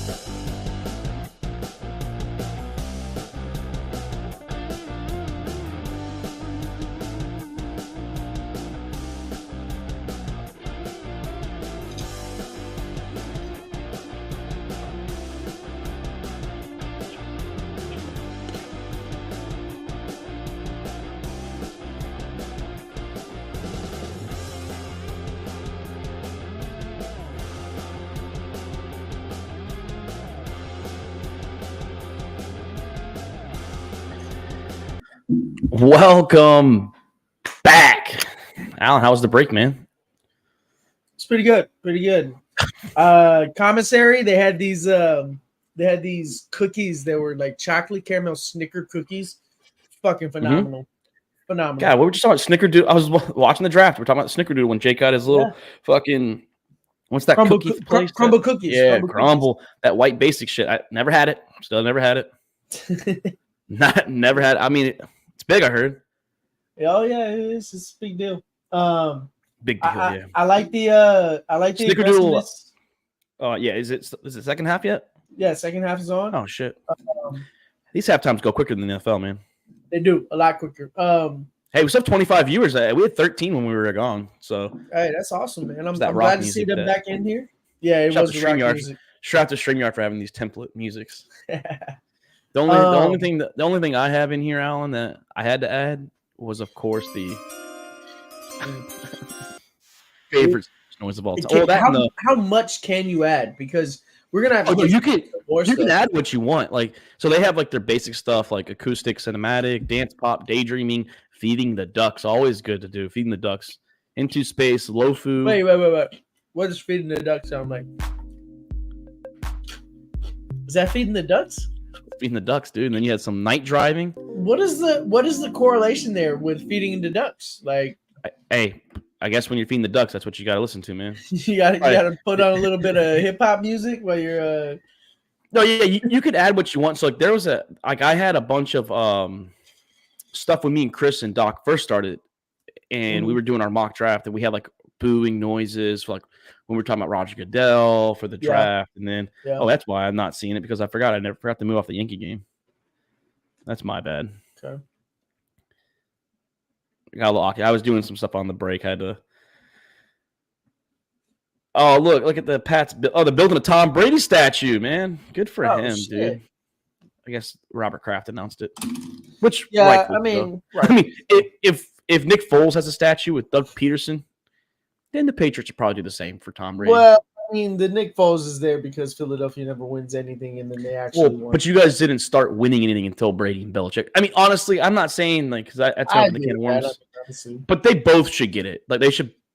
They're tied together. No matter what, they're tied together in Patriots history. But back to the game, Boston. Well, for me, up 2 right now with 9-10 left in the third quarter. Mm-hmm. It's like Boston's kicking up the intensity defensively. One thing I want to point out that I haven't seen from Dallas this series is crashing to the boards after a drive-in layup. And, Daniel Gafford just a little bit earlier in this quarter had a dunk off of a putback. And it's just not happening enough. You've got to beat them up inside, especially with Porzingis out. You've got to beat them up inside. And Dallas, Boston, they're kicking on the intensity defensively, and looks like they just got themselves a nice 3 out of that. Two back-to-back threes. So from Holiday and Tatum. Tatum's playing good, man. Like I mean. Like I said, I know the criticism was there in the chat. Games 1 and 2 from Jake. I just did get your text about let's go games back on. But no, Tatum's playing. He's playing good ball right now. He's leading scorer of the whole game. 25 points, 9 of 17, 4 from 9 from the 3, only 4 rebounds and 2 assists. But he is, like you said, he's on the road. He's taking over the game for the Celtics right now. That's what you have to do as the star of a team. Everybody's been saying, "Oh, is he the star? Is he the number one? Is he?" They're questioning him. Well, this is what you do. Games 2, 1 and 2, you won because of your other guys. Game 3, you've got to go out and you've got to set the tone of the game. You got to be aggressive. You got to score points.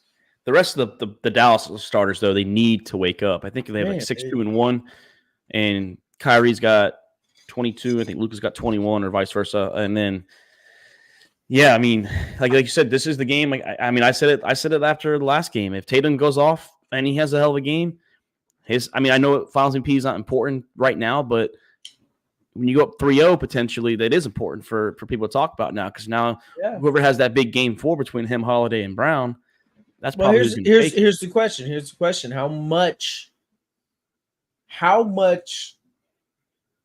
flack does Luca Well, I get said if it. they get swept? I don't think as much because remember we excuse LeBron. No, this Mavericks team is better Uh-huh. than the LeBron Cavaliers. I will give them. Yes, they I are. will be honest that I still he should get a little bit of pressure because getting swept, losing game 5, that's not a good look. It also depends on the games too. Like game 1 was a blowout. Game 2 was close, and then Boston pulled away. This game, it's been pretty close. So it also depends on the nature of each game. But yeah, he'll get some heat. I think what will happen, truthfully though, is most people will blame Kyrie, and he will be the scapegoat, or the role players will be the scapegoat. Which is crazy because last series we were saying that not we, but the media was saying that Luca and Kyrie are the best backcourt in the history of the league, and they get swept in the finals.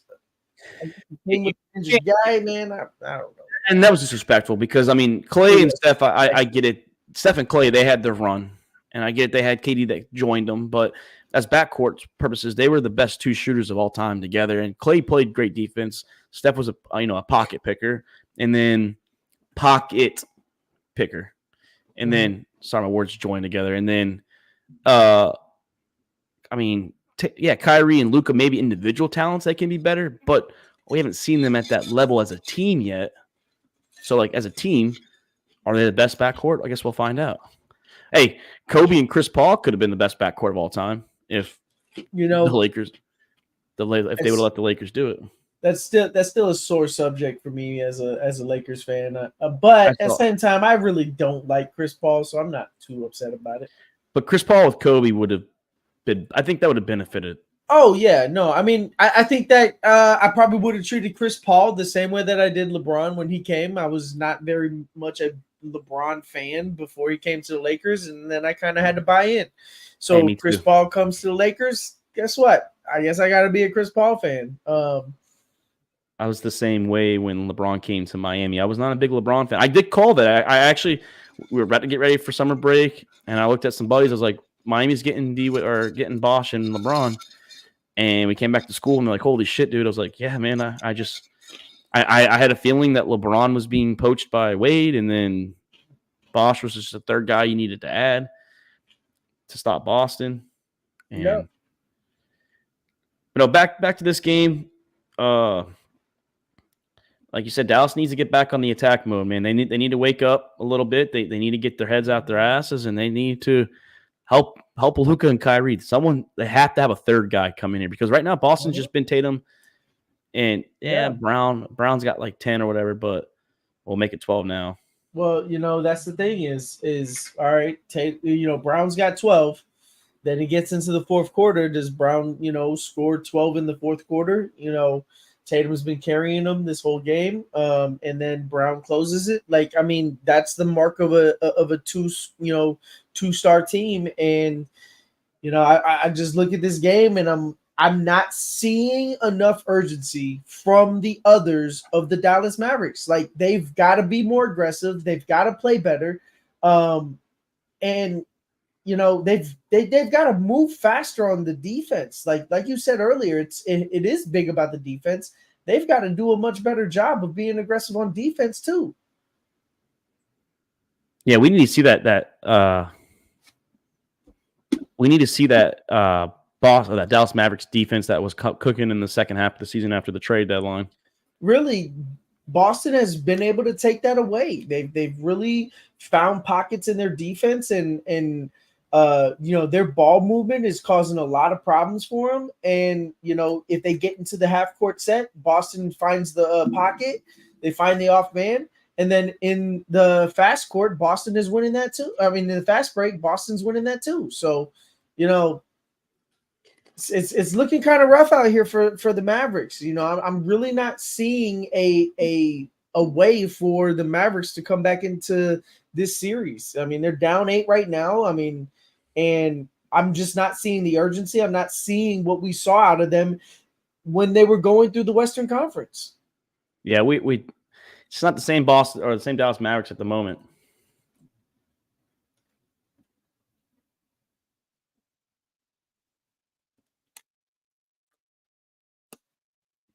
Trying to be objective here, man, but I fucking hate Boston. So do something, Mavericks. God damn it.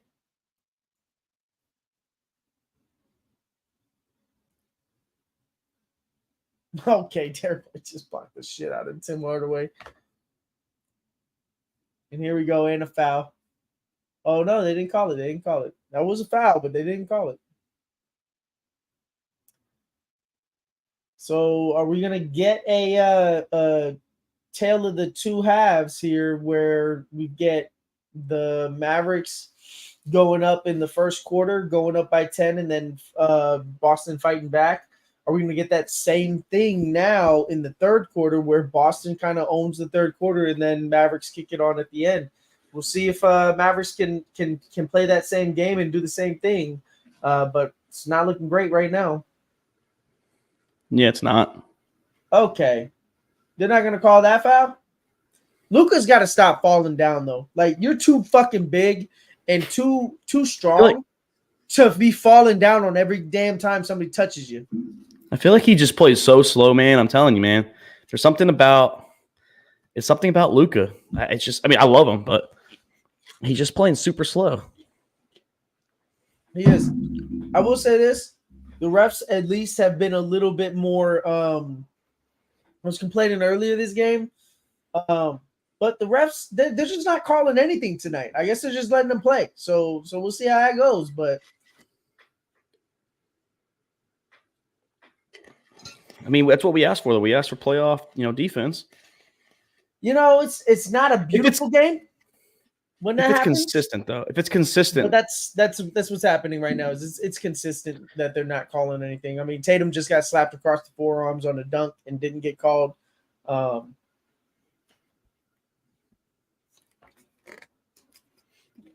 Still crazy that Jake never showed up. He hasn't even. I don't. Even, I I'm not on. I'm not on Facebook, so I haven't seen who's on. Like I can see how many viewers we have because, like I said, I'm on the YouTube app. I guess I could go on there real quick.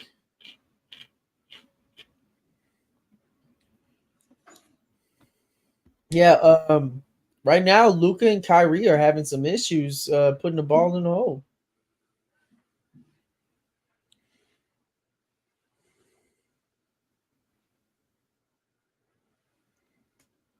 That's the name of the game, though. You gotta put the basket in the hoop, man.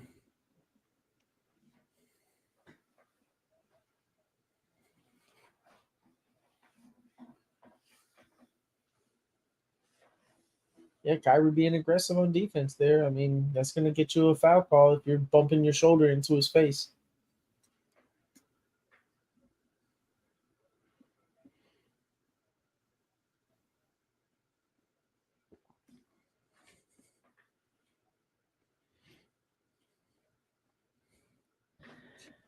I mean, at least the game's good, though. Unlike the last couple games. I mean, first game was bad, but the second game kind of got a little out of the way.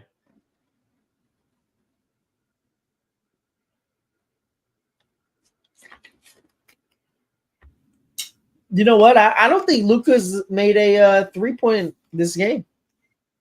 No, he has. No, he has. He has. No, he's made a couple. I just can't remember those moments. So that means that Boston's doing a good job of nullifying those big moments, those big shots. Right now, I don't have the game volume turned on because we're doing this live. Me neither. But and I really don't like turning on game volume because that means I have to hear Doris Burke's voice on ESPN. You don't like Doris Burke?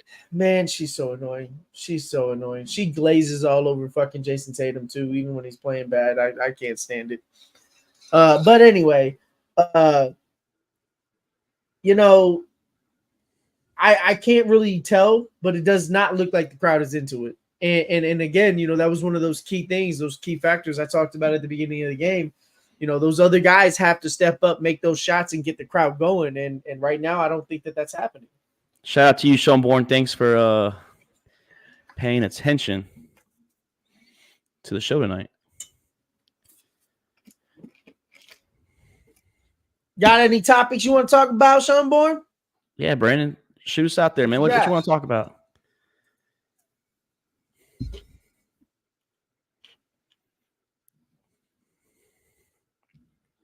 Got a heart there though. Someone gave us a heart. Okay. I think we got three thumbs up and a heart. Yeah. Might have been my heart. I don't know.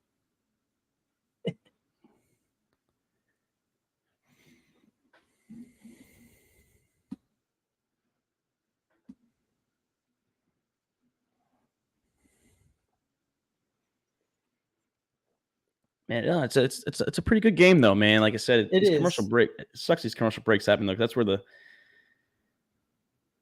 downtime happens.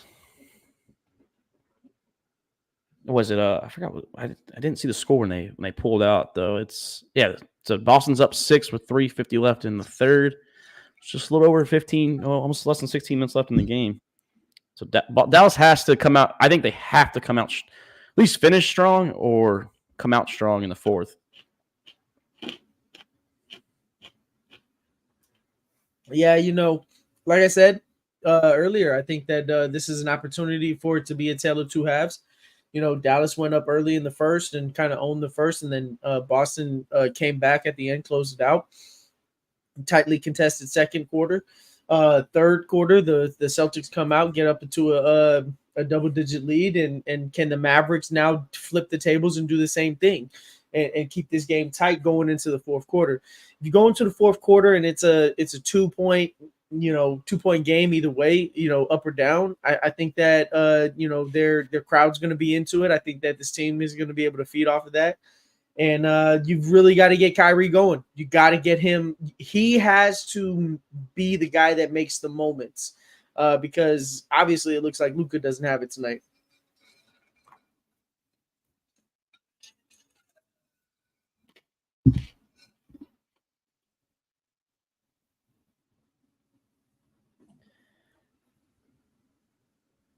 Oh, we got 5 now. We got 5 either hearts or likes.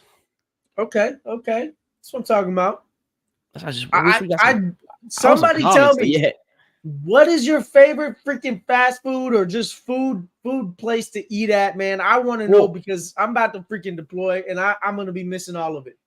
I'm a sucker for hibachi and sushi, to be honest. If you're asking me. Hibachi is nice, man. Love the show. Sushi is. Oh, Brandon Schoenborn says Shake Shack.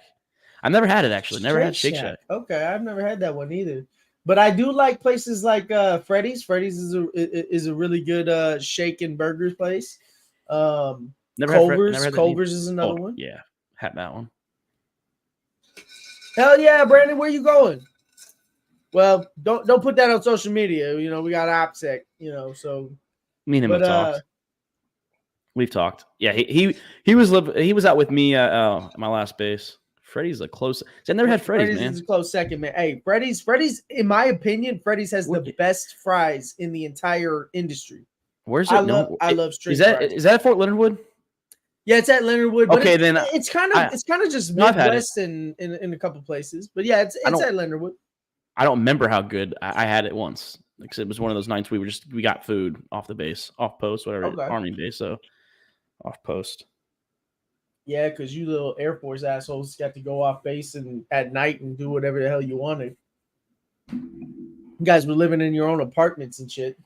No, we still had dorm rooms. Okay.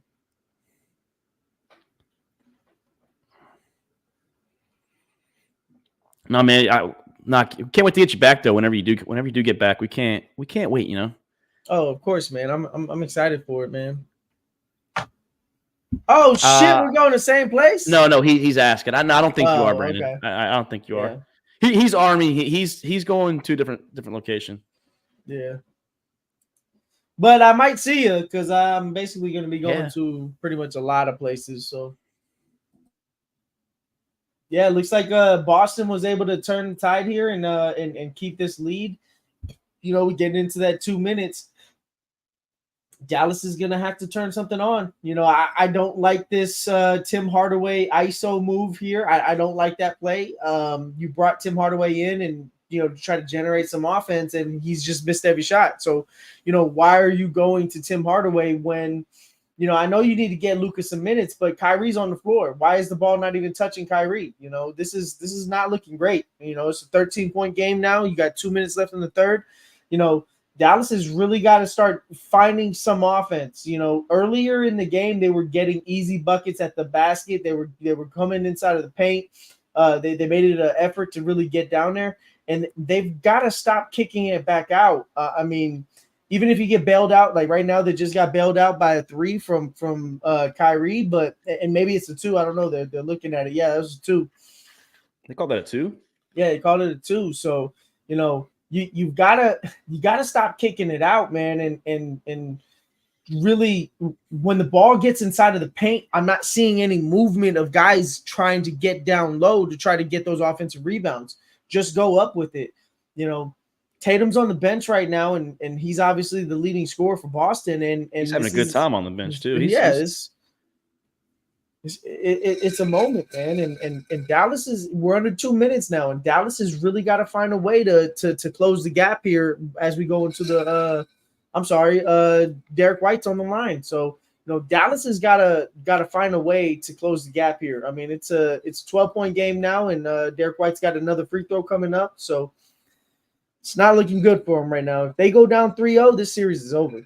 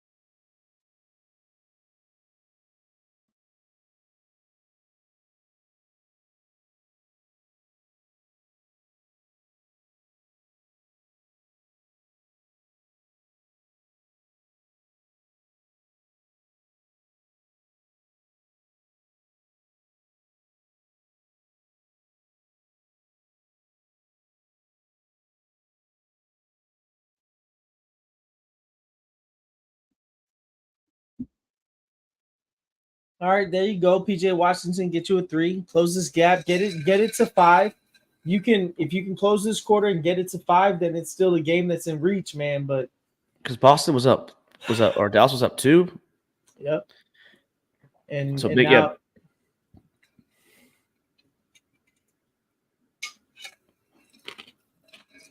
yeah.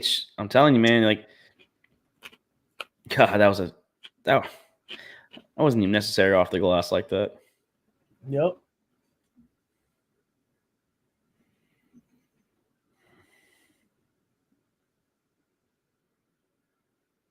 There's not even a big man on the court. Like, I mean, Al Horford is not a presence in the paint, and I'm just 6'10" not. or whatever he is. Yeah, I'm not seeing, Dallas try to drive to the paint, man. And again, if Boston wins, okay, that's it. Game's That's over. it. That's it. That dunk right there, man. This over. series. This series is over, man. This series is over. We might be wrapping up halfway through the fourth if it gets out of hand. Little take foul. I'm not sure what you just posted, Brandon. I have to go look at the Facebook post real quick. Or the Facebook. Let me see what you did. Oh, he said, you gave stars. Oh, thanks, Brandon. Hey, shout out to Brandon. Shout out Brandon. He's given 70 stars so far. Damn. 70 stars. Shout out, Brandon, man. Hey, thank you for the good look on that, man. Yeah, I have to go to the actual Facebook post. All right, I'm gonna be right back, Alan. I'm gonna hit the bathroom real quick and come right back before the start of the quarter. All right, bro.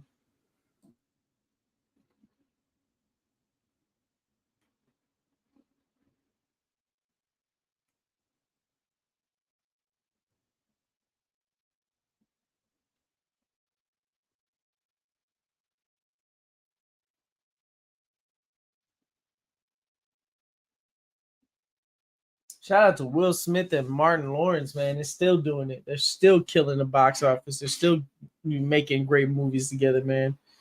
Bad Boys seems to be going crazy right now. I might need to watch that before I head out of town, man. I might do that this weekend. Might hit up the movie theaters and watch that movie.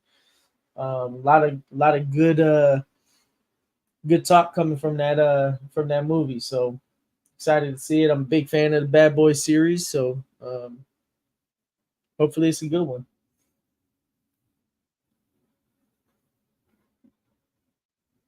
Yeah, this game is just a little bit out of hand now. I don't think that Dallas has enough offense to, from their other guys and energy from their team to really fight back into this game.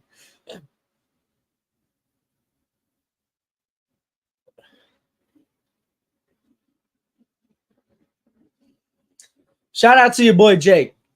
Shout out to your boy Jake for baiting and switching us on this on this live show, man. Um, but I will say the same thing that I always tell the people at work. Family comes first, man. So whatever you got to do, make sure you do it for your family. That's the most important thing in this entire world. So um,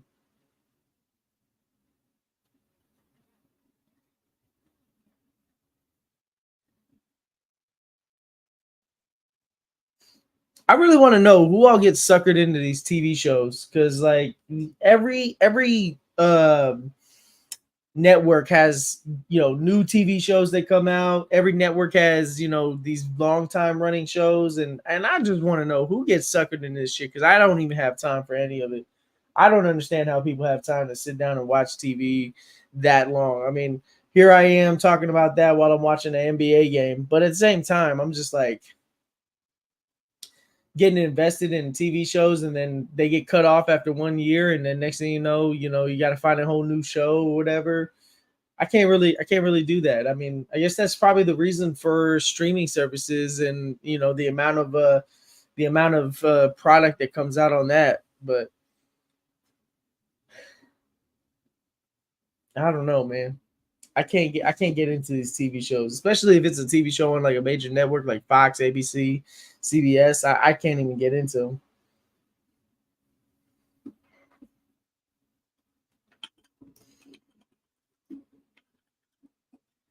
Yeah, Eric. I don't know if you're watching. Shout out to my brother Eric. He's a big Mavs fan. Um, man, I was pulling for you guys. I hate the Celtics. I hate them with a passion. So, I was pulling for the Mavericks. Called them. I thought that they had this one. I thought that they were gonna be able to do it, but I don't know what's going on right now. I'm just not seeing enough. I mean, it's not a great look when the only person that they can interview during the third and fourth quarter break is Daniel Gafford. So I don't think anybody really wants to talk for the Mavericks. They just got to find ways to get easy baskets, and here we go again. Look, Luka's over here laughing because he's calling. He's thinking that that's not a foul, or he's thinking that Jaylen Brown, baited him into that. But guess what? You can't run through a player. That goes back to what I was saying earlier in this series, earlier in this game. Luka's got to stop hunting for contact. And every time that you, as the offensive player, hunt for contact, they're gonna call it the opposite way, or they're not gonna call a foul at all. I mean, it's that's just how it is. You have to know that, and obviously he does, but this is just not a great look. And then here we go, a 3-pointer by Jaylen Brown. Why is Kyrie helping on the drive by Tatum and giving up a wide open three to Jaylen Brown? You can't keep doing that. I'm flabbergasted right now by what is happening to this Dallas Mavericks team. Kyrie didn't even help. He just put his hand out, and then he got stuck in no man's land because he's not attached at the hip to his man in the corner. This is just fundamental basketball, and I really don't know what they're planning on doing. I mean, right there, another wide open three by Derek White. Where is the closeout? Where is attaching yourself to your player? This is all rudimentary basketball. You know what we need? We need a guy from TikTok. Hey, The failed basketball coach on TikTok that's like been talking dog shit about that talk crazy shit about the Lakers. Get him on it. Get him on here. We need to get him on here. We need a platform for that guy because this is crazy right now. I want to know his feedback because this is all rudimentary, fundamental basketball, and these guys are breaking down. And you can see they're not in this game. 21-point spread right now. I don't think we see a comeback in this game. no, And it's over, man. yeah, Like Kenny Smith says, it's over, man. It's done. over. Well, Brown is at 24 now, so like maybe he's the MVP because I mean you're looking at all 3 games, he's the MVP maybe. But Tatum the first 2 games, his stats don't speak to itself. Like I said, that's the issue. They don't. But people are gonna look at that. That's the thing. Well, I think that when you talk about the NBA Finals MVP and obviously like the Eastern Conference Finals MVP, you have to look at the player that was obviously played great, but the most consistent, right? And Jaylen Brown has just been the most consistent. He's making the plays, and throughout this game, he was missing shots early in this game, and as he started getting hot, guess what? He owned the moment too. That dunk, that driving dunk to go up 15, they were already up 13. But the moment he dunked that, what did I say? This series is over. It's over. Unless somehow Dallas sparks a little fire right here and they play defense, it's over. And they might be lucky to win game 4. I mean, like I said, Boston is just the better team. They're playing better, to be honest. I know you guys aren't high on Joe Mazzulla, but Joe Mazzulla's out coaching Jason Kidd. He is. I mean, I will give Joe Mazzulla his flowers. His defensive schemes this series have nullified Kyrie and Luka, and honestly, it's really nullified the other guys. But that was always the thing. What do you do when Luka's coming out here scoring? And you know what the Celtics said? The Celtics said, let him come out and score. Let him be aggressive. Let him try to be the guy that shoots up, jacks up all the shots, and let's take away the other guys. And that's what you're seeing in the series. Boston Celtics defense has just been too good, crashing. They stay attached. They're playing fundamental basketball, and it wears down on the team. And now you look at the Mavericks. What are they doing? Kyrie getting stuck in no man's land.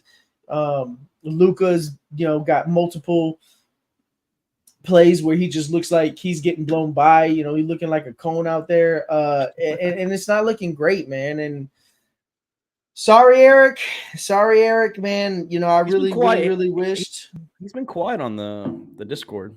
Yeah, I really wish that the Mavericks would have pulled this one away. I really hope that they could to win this fucking series because I can't stand the Celtics. So if Friday, or let's say tonight, they lose, right? Do they win Friday night? Man, I'm watching these games and I'm just wondering. I don't know how. Second half, Boston 41 points, 15 of 22 from the field, 7 of 13 from 3-point. Dallas 19 points, 8 of 22. Only took in 2 shots from the 3-point line in the third and fourth quarter so far. 1 of 2. That's the difference right there. You know what? Too many times I've seen where Luka and Kyrie are short on shots, and even on layups, like they're just short on layups and hitting the front of the rim.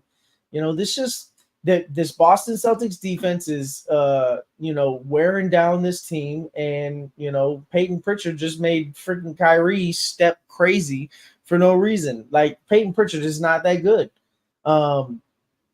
This is something that I think that we always needed to see was PJ Washington being more aggressive. He just knocked down a 3, so I like that. But it's just, man, I don't know. Your question was, could they win game 4 on Friday night? Man, I don't know. I don't know if they can because I'm just seeing too much fundamental basketball and a skill gap between these two teams right now. Boston just seems like the team that is playing team ball we've already talked about it. Like, they don't care who is the leading scorer. They don't care who has the hot hand. They're all going to make the correct basketball play.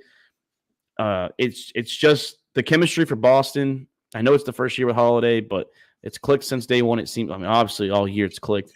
And shout out to Missoula too. You know, having the balls to put KP on the bench.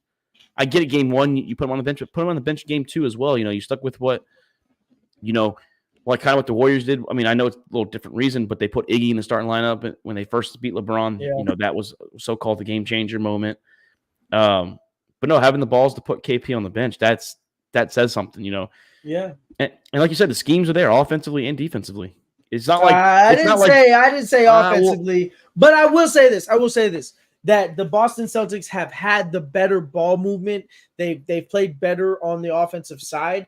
And so some of that has to be attributed to Joe Mazzulla. I'm over here sticking a foot in my mouth over Joe Mazzulla. And you know what? I was going to live and die on this hill, and I'm fine with it. So here I am. I'm telling you. Look, I mean, Boston looks like right now the better team and the better coach team. They do. They just all around, they look like the more complete team. They look, I mean, I know we gave them shit for their easy run, but hey, man, they're playing this Western Conference representatives tough. I mean, and I get it. Luka had some injuries, but he's been hurt most of the playoffs. So, like, I'm not going to use that as an excuse. So they've been playing a fully loaded Dallas Mavericks team, and they're just a better team. And that it just goes like, I mean, maybe Luka learns from this. I'm assuming Kyrie's going to be there a little long term. Yeah. Wow, I'm surprised they didn't call that a push off on Luka. Yeah, I mean, Dallas is on a little bit of a run here, but you know, if there's anything that we've seen so far is that the Celtics are the team here that makes runs, and they're the ones that can weather runs. So, you know, we'll see what they do here in a little bit, but you know, not a great look right now for Dallas. Tatum over here trying to play a little bit of hero ball, so maybe that lets them get more into this game, but we'll see what happens. All right, there's a big three for Dallas. Okay, it's an 11-point game. 8 minutes left. There's a lot of time. All right. Okay. Hey, there's the stars. They got Steve Nash out there. They got Dirk Nowitzki out there. Dallas making a run here. But again, man, I just what we've seen is when the Celtics make hey, I just want to fanboy a little bit, but Hugh Jackman is still fucking jacked. Like, is he on steroids? Because if he's on steroids, he makes me want to do steroids, even though I can't. Because his fucking arms are gigantic for like a 60-year-old man. I mean, that guy is fucking jacked, and I don't know how old he is, but he's got to be old. He's got to be in his 60s, I think, or at least late 50s. But back to my point, like you know, we've seen when Hughes 55. 55, man. 55. That boy is jacked. Turns 56 in October. That's crazy, man. That's the Australian blood in him, dude. Australian blood. Let me get some fucking Australian blood. It also helps that, you know, when you're an actor, you know, like an athlete. I mean, I get like you do things, but like you do your profession, so sports or entertaining or singers too. And then you work, like you have the ability to go work out. Like, yeah, like even how busy The Rock is, for example, like he's got a workout schedule. I mean, he finds not only a workout schedule, he has dietitians, he has people that are feeding him, he's got cooks, he's got people around him, and that has always been my argument when we talk about like generations of sports. Like, it's not fair to compare this generations of sports. I think you know, one of our first podcasts on basketball, I said that the 25 to 75% of the league right now would be in the top 50% or something like that in the 80s and 90s, because that's just how more skilled, talented, and the technology that's available to them. And when I say technology, it's overarching. It's all of the science that's in health, the science that is within your diet, the science that is behind and backing all of these things. And like you said, you know, The Rock, you know, Hugh Jackman, all these big actors and all that stuff, like they have all of this stuff planned out. They got the money to be able to pay people to put them on these plans. Sounds like Joel Embiid calling out the Milwaukee Bucks. I'm not sure what he's calling them out for. I'm pulling it up right now. It says, "Did the Bucks give them the championship?" Question mark. I'm not sure what he means. Like, I mean, Well, like Giannis got Giannis hurt, got hurt, so that doesn't mean anything to me. even when I he don't was know. not hurt, dude, when they hired Doc Rivers, we talked about it. It was that team flipped the opposite direction. When they had Archie Griffin, I mean, they at least were a winning team, and then with Doc Rivers, I mean, who they have long term now is what you guys 33 and 13 with Adrian Griffin before they fired him. And then they were I can't even remember what the freaking what their record was with Doc Rivers, but it wasn't great. I think they were just over 500 with Doc Rivers. Yeah, and they're keeping him. Darvin Ham, you said, is back. You guys said that the other day. He's back on the coaching staff. So it's gonna be interesting how the Bucks do. But I don't know. I don't know if I agree with Joel Embiid on that one. That's a little bit that's a far stretch. But let's see if Boston can weather this storm here and make a couple of quick baskets. All right, a turnover, fast break. What do we got here? Jason Tatum. All right, I don't Jason know Tatum turnover. I don't know what that was. I mean, obviously it's a foul. It looks like a foul. Somebody said to me the other day, they said if it looks like a duck and quacks like a duck, then it is a duck. Shout out to Major Smith, man. But I don't know, man. I'm looking at this and I'm just like, Jaylen Brown jumped away from it, but he did jump in his way. Dallas has an opportunity to get it under 10 digits. So I mean, unless they make their free throw shots? Unless you're calling, he hit like right here, like because he kind of did hold him down. Did. That was one thing I saw. That's one thing I saw. Yeah, very minimal, but I mean, it looked like PJ Washington tripped up on his own feet or got stuck in the air, and then he hit his arm. I don't know, but isn't it slow motion? But isn't it like NFL incidental feet? Like they're not going to call that. Like I know in the NFL that they don't call it with pass interference. Is that same thing with NBA? Yeah, no, same thing. I mean, as long as you're not disrupting his ability to land, that's the big thing in the NBA is disrupting a shooter's ability to land. Shout out to you, Zaza. Right, shout out to Zaza Pachulia. Way to get the rule changed for us. Jaylen Brown, nasty. God, yeah, it's Jaylen Brown's MVP of the series so far. I mean, he's the closer on this team, that's for sure.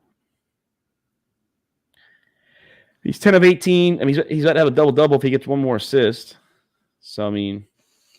Yeah, I mean, he's efficient too. He was getting guys involved before the scoring. So, like I said, he was still facilitating before the scoring. So, he's like one of 6 Celtics to score in 6 straight games or more to have over 20 points and over 50% field goal. And if he keeps going on this rate, he's doing the same thing. But here we go. It's a 6-point game, man. Tatum's not having a good fourth quarter neither. And that's his MO. That's his MO right now is him. But are you going to get the ball in Jaylen Brown's hand? It looks like that's where they're going. Shut down Poe. See what we got. Do you know who this guy is, Alan? Zion Paul DiCaprio? I have no idea who that person is. Hey, can you explain that to us, Zion, if you don't mind? I'm sorry, Zion. You explain that just a little better to us? Yeah, Luka's not getting any calls, and here he is looking at the ref instead of getting back down the court. Shut down Pokuya. What do we got here? We have a travel. We have a travel. Hey, I'm not sure. I'm still not sure what he means. Pulling this one out. Still not sure what he means. Oh, I'm from the okay. Hey, shout out to the Philippines, man. You know what he's saying? He's saying shut down Puka Nakua. I don't know. I'm gonna have to look up what that is though, man. Let me Google that unless you can explain it to us. Hey.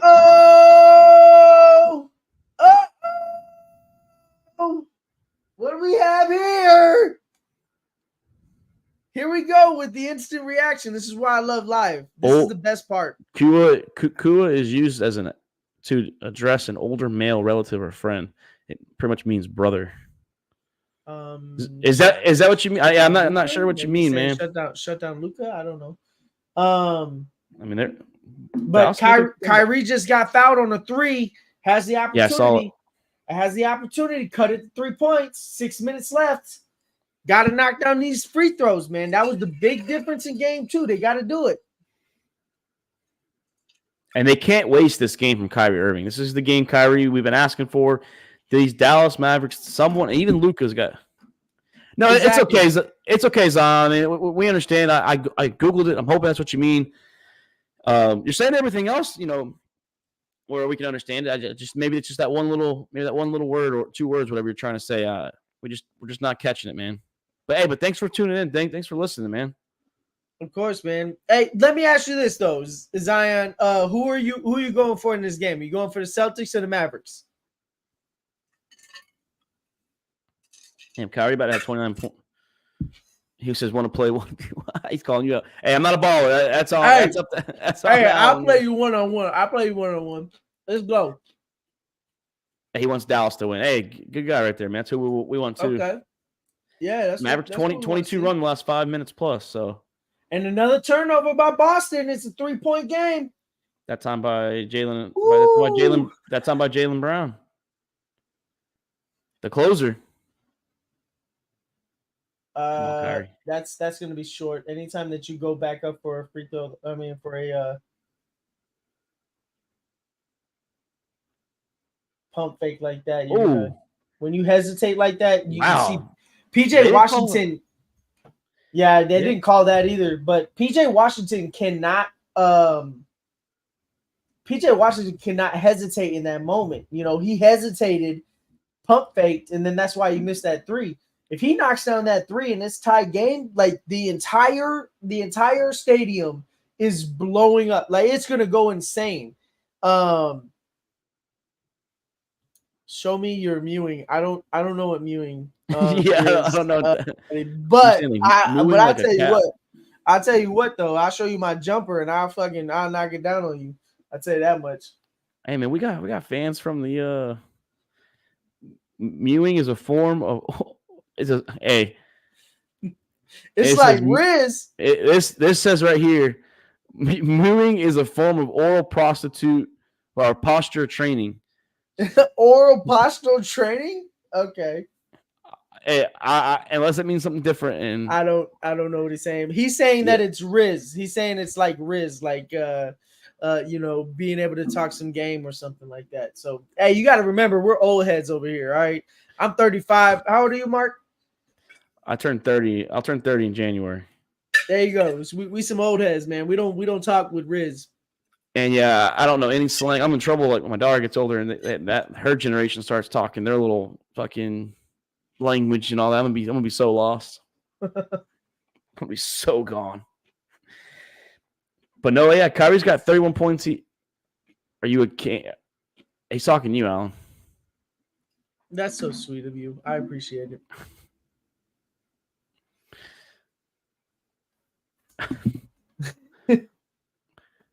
Nah, I saw a message.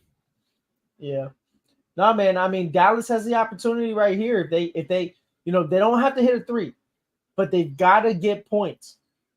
They got to keep the pressure on the Celtics because right now it feels like the Celtics are tightening up a little bit now. Couple bad turnovers, a couple of dumb mistakes. And obviously the Mavericks have gotten back into this game. We called this game over. I said this series was over after he hit down that knocked down that dunk right down in the middle. So I don't know, man. This I don't like that move inside because it's not an aggressive move. Luka gets down low and then he does a fadeaway off, down low. I'm not really Luka, why are you crying? Why are you crying, Luka? Not really understanding what's happening there either. You obviously grabbed him at the hip. You're obviously pulling him at the hip.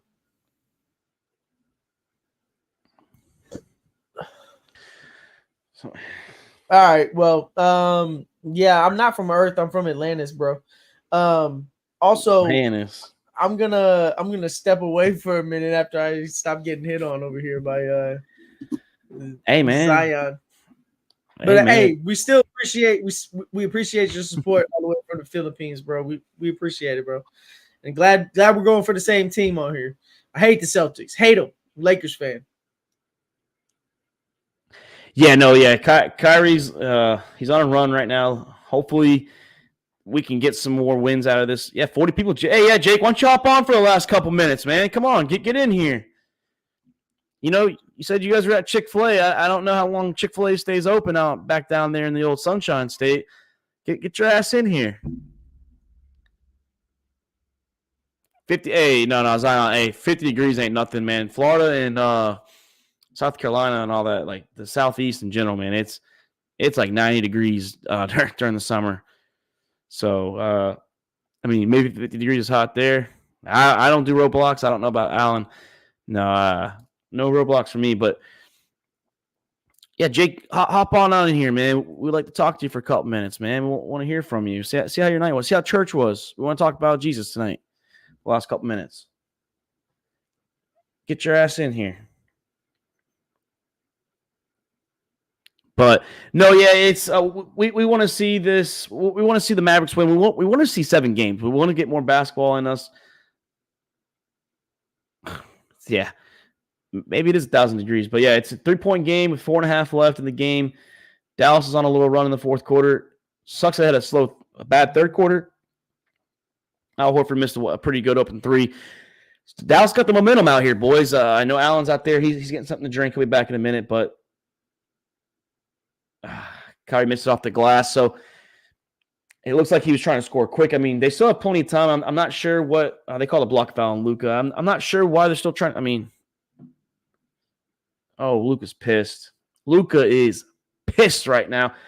I don't like his attitude tonight. I don't like the falling down. He's complaining a lot. I mean, I can tell he's irritated. He wants to win this game. He wants to avoid being down 3-0. I get it. He's in at home. But like Alan said, he's been complaining a lot tonight. I mean, falling on his own. He's, I don't get what's going on with Luka's mindset tonight.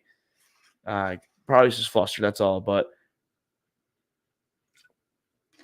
they're going to review this call right here. I guess they're challenging it to see if it was a charge instead of a block. Yeah, Jake, come on, man. We know you're in here, man. Hop on, dude. Hey, for everyone that's listening, Jake Winnicott, he is the one that requested us to go live tonight. He was one that wanted to be in here. He wanted to talk basketball. And, we are about 45 minutes into this game. And I don't think I've seen Jake pop up on the screen behind the curtain down low. Yeah, he hit us with the bait and switch. He said, "Hey guys, it'd be fun if we did live." And then he continues to just watch us and laugh. He's probably been watching us the entire time. Oh, here he is! Here There he is! What's going on, buddy? How was Chick-fil-A? How was Chick-fil-A first? Was it pretty big line or something? No, it was freaking the wife. Listen, Chick-fil-A is great. Hey, don't say anything that will incriminate yourself right now. Yeah. Right, No. All right. Tell her though that you're the one that recommended us go live tonight. Are you the one that threw it out there? Listen, that was my plan. I think that it's a funny joke to get us to get on here and then see two guys struggle to carry a show for 2 hours and 20 minutes. Two guys getting hit on over here. Hey, okay, one guy. He's been talking to Alan. I need to dial back my muscles, make the chest go away or something. I don't know. I kind of feel exposed right now. I logged on. I said, "What is going on here?" Man, there was 40-something viewers. We're at 40 right now. Oh yeah. I mean, we've had a pretty good viewing, and I appreciate everybody making comments. Looks like a actual charge. Yeah, Jake. Looks like Jaylen Brown uses his elbow and pushes off with it, man. I kind of feel like this should go Dallas's way, but we know how these refs have been going. So long live inside the NBA. Long live Love the it. NCAA. Bye. Hey, Jake, did you see the thing? Saw what? see the chat? Yeah. The private chat? Oh no. Hold on.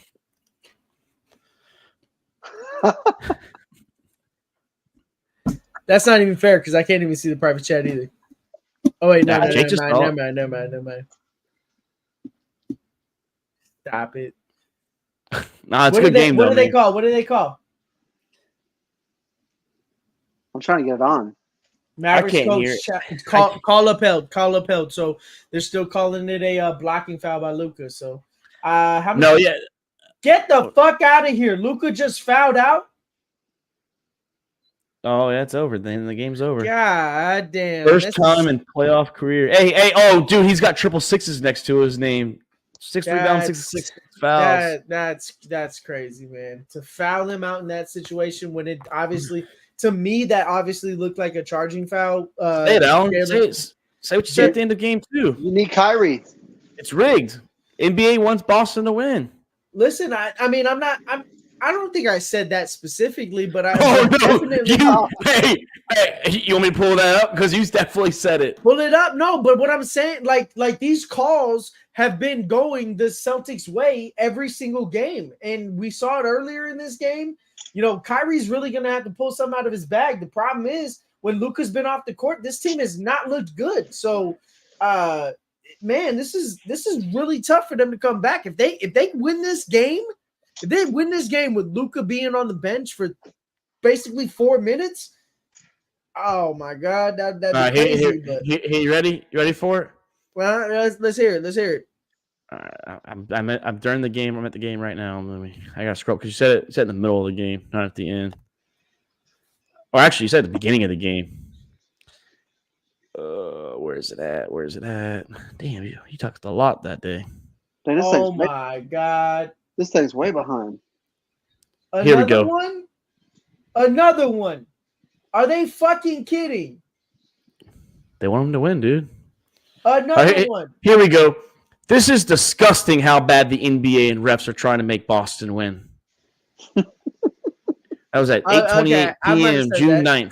I might have said that. Hey, by the way, that was like that was 28 minutes into the not even 20 because I didn't start right at 8, but that was like around 20 minutes into the game. I might have said something like that. I don't know if you were drinking that night or not, but you definitely said it. Jake was drunk.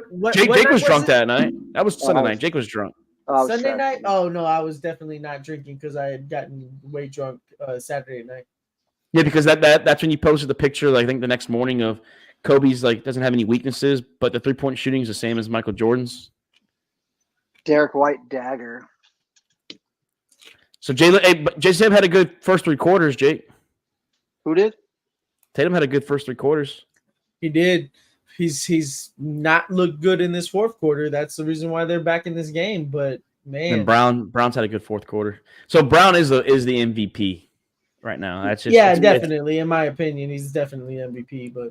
But Tatum's first 3 quarters is also what kept Boston in the game too. So yeah, I talked about that at the beginning of the game. This is where your stars have to show up. They have to be aggressive on the road and they have to carry the team. They don't always have to be the guy that gets it done in the fourth quarter, and we know that Jaylen Brown is a closer on this team. So Jason Tatum did his job, and now it's on the rest of the team to close this game out.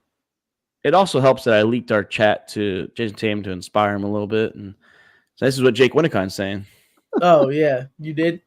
How did he take that? You know what he probably did? He probably screenshot that and then send it to fucking Kobe's number that belongs to somebody else. What he did was he sent me a #8, #24. This is for Mamba, and I was like, "Hey, God bless you, man." And then he screenshot that and sent it to whoever. Man. That was a reach, but that was a reach. So I know what Jake was trying to do when he put that Jason Tatum photo in there when he's wearing a Boston Celtics shirt. I'm like, okay, I mean, the same one that Kobe used in his workout. Come on, man, yeah. Bro, come on. You can't even find that shirt. Same logo. You can't even buy that shirt. It's probably the same fucking shirt. He probably bought the shirt that Kobe used. It wasn't the same shirt. It wasn't cut off. He had his sleeves on. He wasn't wearing green shorts. Come on, he wasn't copying Kobe that way. Yeah, because those were Kobe's own shorts. And the shirt wasn't Kobe's because that was cut off. That was a cut off shirt that Kobe was wearing. Kobe Pike. Oh, I'm sorry. Cut it. You can't even find that shirt. Dude, it's the Celtics. They probably can make that shit. Okay, Yeah, all right. 4-point game, 2 minutes left, 155 left, man. That was a sloppy way to get that. That was a sloppy way to get to those 4 points on that one drive. That was but that's been what I've been talking about. Is I haven't been seeing Dallas crash through the boards and try to get those easy buckets off of offensive rebounds this entire series, and that's what they need to do. Well, let's see if Tatum makes this big shot or if he passes it off. Tatum with these with this hero ball is what's got him in the situation that he's in, where people say that he just he's not a great fourth quarter person. Here we go with another easy basket inside of the paint. It's a 2-point game. Freaking Jaylen Brown. Good job, Jake. Way to get back in here, man. Way to turn the juju around. How much time y'all at? I'm at a minute 20. There's inbound the pass. I'm at a minute 13. I'm at 59 seconds. And it looks like they just made a shot. Shit. I saw Jake's screen. Yeah, he said something about Jaylen Brown. So I love how Jake's on my YouTube TV. Same shit I'm on, and his fucking works just fine. Do you have the things turned off? You know what's crazy is that I'm on my tablet. I don't have that option. ESPN is promoting YouTube TV. Like, this is sponsored by YouTube TV, and it's still not. Everyone, like every sport seems like they're going to that now. Besides baseball, baseball is Apple TV as well, but that's Game Boys. Yeah. Oh no, that's a turnover. Yeah, it looks like a turnover for Dallas. Dallas got the ball. Horford stepped out.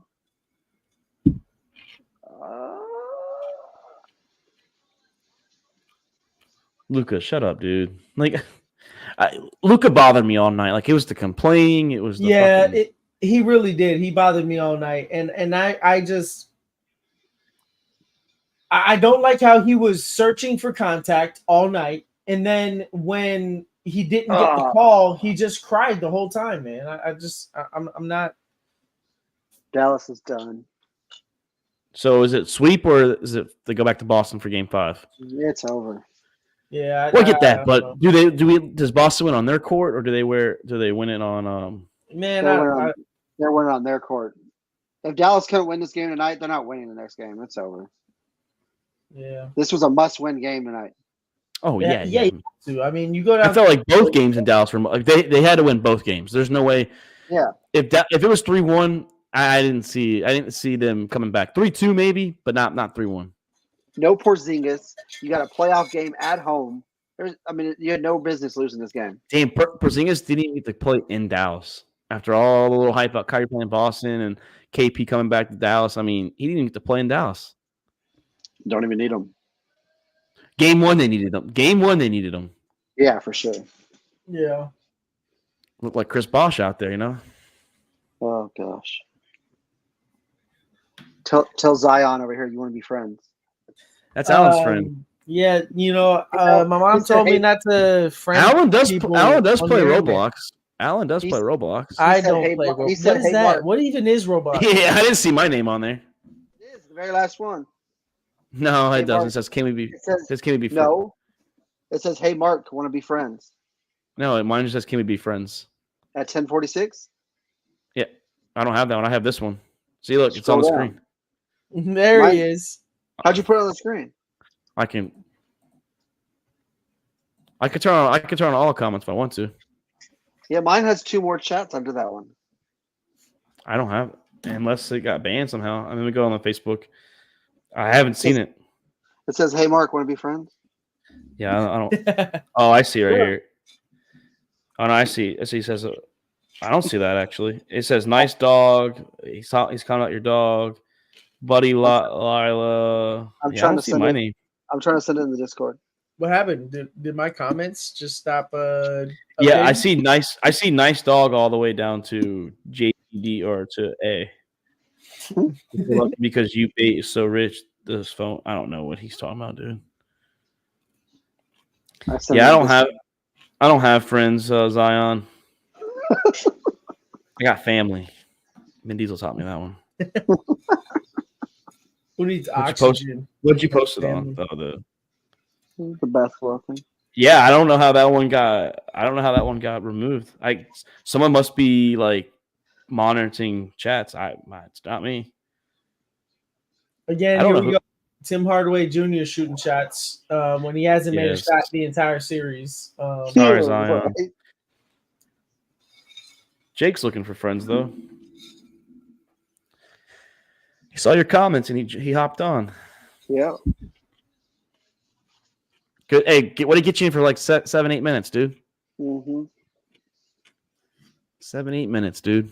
Hey, but this is our second longest show that we've ever done. That's First watch. 7 or 8 minutes longer than I usually last. Shit. Go to bed. Tell him to go to bed. You want to say hi? Who is it? Mark and Alan. Yo, what's up? Hey, How's church? what's up? How's Hope church? that Chick-fil-A was good. Yeah. Hope that play was good. Hope you get food poisoning. Whoa, Mark. Why would you wish bad on people? That she knows I don't mean it. You want to bed? That Channing? Yeah. Love you, buddy. Night. That Love you, Benjamin? Love you. Good night. Don't worry, he'll be off in 5 minutes. Don't worry. How's the summer treating y'all down there? Hot as heck. I mean, but summer break, like everyone doing stuff. Oh yeah. I go on Birthday. vacation next week. You And coming to then- New York? I wanted to. Shout out to you, I Doc. I go on vacation next week, and then July 16th I'll be off for 2.5 months. Where y'all going next week? Do Nowhere the, next week. Do the Mavericks come out and say, "Don't let us get one"? No. They're too- No, They're Jason not Jason gonna- Tatum and Jaylen Brown step on the logo after next game. Oh shit! Oh, Yeah. it's gonna be in Boston. No, this. I'm in Dallas. Oh, they could totally do it. Well, that was Game 3 of the NBA Finals. The Boston Celtics. Shout out to you, Jules, and your squad. They are up now 3-0 after winning 106-99. Look at his face. This is the face of a disappointed fucking basketball fan. I fucking hate the Celtics. I can't fucking stand them. They're fucking trash. They got so fucking lucky that they made it through the fucking East with the easiest fucking way to the goddamn finals. And now they're fucking going up against a team that doesn't seem like they know what the fuck they're doing. Where the fuck is Jason Kidd at? Somebody tell me that shit. Well, Where the fuck you is said it Jason Kidd at? You said it earlier. Joe Mazzulla's out coaching them. He is. He's fucking out coaching them. On Pat's show, they were talking about is this Boston roster one of the greatest teams ever? I said, what? That's where the sports knowledge thing came. That's why you said it. I can't fucking do this. I But- can't I fucking said, do it. what? No, it's not. No, it's not even close. Like they were asking if this team would beat the 73-9 Warriors and if it would beat the Kobe and Shaq Lakers. Don't fucking why? Why are they doing that? Hey, they don't even beat the Miami Heat squad, our big three. Bro, they No, don't. They don't. They're barely beating anyone now. Like, Yo, Yeah. LeBron, Wade, Bosch, Mario Chalmers, Ray Allen, all them. Dude, we would fucking school the squad. bro, this team doesn't. You can give me any championship team from the last 10 years, and this team doesn't beat. them. You know what? This team, no, this team might beat the Raptors. I'll tell you what. Can you who is the worst champion in the last 15 years? 20 years? Who's the worst champion in the last 20 years? Like, Probably do the we have a Raptors. list of that? It's probably the Raptors. Probably the Raptors. I Probably. mean, it's either Raptors. Like what we said earlier, it goes back to the star power. It's either the Raptors or Mavericks with Dirk. Even though they had that crazy run, but you put them against any other of those championship teams, they might not be better than anyone. Yeah, I think mean, that you go Dallas back 20 team years, beats maybe. Boston. No, but okay, but this, Yeah, but that this isn't Dallas over. team But it's beats not over. Boston. But it's not over yet. But like every All right. other team, What about Detroit Pistons against the Lakers? that was more than 15 years. 20 years. That's 2004. This Pistons team would bully that Celtics team. The Bully Celtics them. team. They would Well- bully them. Yes, exactly. That's what I'm trying to tell you. Like, I Well, think the that this Pistons- is the well- fucking worst fucking Well, champion in the Rasheed last Wallace 20 thinks years. Rasheed Wallace thinks that they would bully the Warriors with Kevin Durant.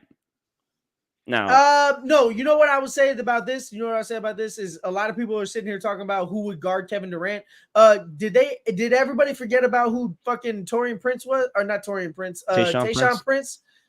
Fucking 7 foot, 72-inch wingspan. Like, dude was fucking crazy long. He Yeah, could for definitely could definitely bother Kevin Durant. I'm not gonna argue with you on that. I was listening to Ben Rasheed Wallace's that during the show, and he made a good point. You imagine if they would have just drafted Melo instead of who they Oh drafted. my God, yeah, 100%. They Darko Milicic or whatever his name was. Melo probably would have, like, I agree. He did have a better start to start off with, but Melo might have had a longer start to a better success than LeBron because of the talent around him. He would have, yes, 100%. I agree with that statement. If Melo had got drafted to the Pistons of that time period, he would have definitely taken over that team. They would have been much more competitive. They would have definitely went on a couple of runs. Prince would have been off the bench too. He would have been coming off of the bench because Carmelo has to start. And I don't know, man. If Melo's on that team, they might have won back-to-back. They might have won a couple of championships. I mean, they did go back-to-back finals, I believe, if I'm not mistaken. They went back-to-back finals. They beat the Lakers and then lost to the Spurs right after that. You think that this Celtics team, though, loses to all the champions of, like, just say the 2000s? Absolutely. Easily. The Miami Heat. Yes. The Miami Heat with Shaq and Wade, young Wade, old Shaq, older Shaq. They lose to them. The Lakers, all the Lakers runs I give the Lakers. In the 2010s, they probably lose to all of those teams. Maybe they beat the Raptors, but I don't know, man. Kawhi was on such a streak, man. Yeah. I mean, Warriors were hurt, but remember what we were talking about? Don't start that. A couple years before that, Cavs were hurt too. Remember what people were talking about with Kawhi Leonard after they won that championship? They were talking about Kawhi Leonard up there with MJ. Like, that's the type of run that he was on. I don't know if they could have won that series either. I do agree with my office, though. They were saying if somehow that it was either Minnesota or Denver that played Boston, it would have been, because like the matchups, like how they play, it would have been way different for Boston. Boston probably doesn't escape those two because they're faster pace, they're more physical than the Mavericks, and I mean, if the Timberwolves would have beat the Mavericks, I mean, well, I think that it's definitely a mismatch. But they're not a top team ever. They're not even a top 10 team ever. So I don't know what that was a stupid conversation. Yeah, it's because they're looking at that offensive proficiency and the defensive proficiency that they had this year. That's why they're saying that. This year, I know.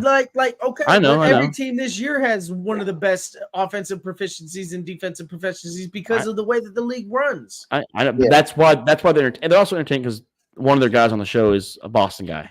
Well, and they were entertaining it because they said their record's going to be 80-20 if they win the finals. Okay. Garbage. No one cares. Garbage. I mean, it's a pretty cool record, but I mean, like, I mean, yeah. You went up against injured the Bulls in every round. What was the Bulls record when they were 72-10? I mean, did they lose 10 playoff games in that? Because I think back then they also had three playoff. They had three. It's best of 5 in the first round. Here's my question. Here's my question. Do they even make the finals against any of the worst versions of the Cavs with LeBron James? Because LeBron James in his prime is beating this team. I don't care. We've seen this story before when LeBron James scored 25 points straight on Detroit Pistons. Like, we've seen this fucking story. LeBron James is still gonna beat this team no matter if he's got Booby fucking Gibson out there. Yeah, boys, did y'all talk about the Lakers? This coach the Lakers better get? Who? We don't have a coach. Borrego. We don't have a coach. We're not getting Borrego. He's interviewing with other guys. I guess he's the leader for the Lakers job. Look at my board. Sell the team, Genie. 5 fucking points.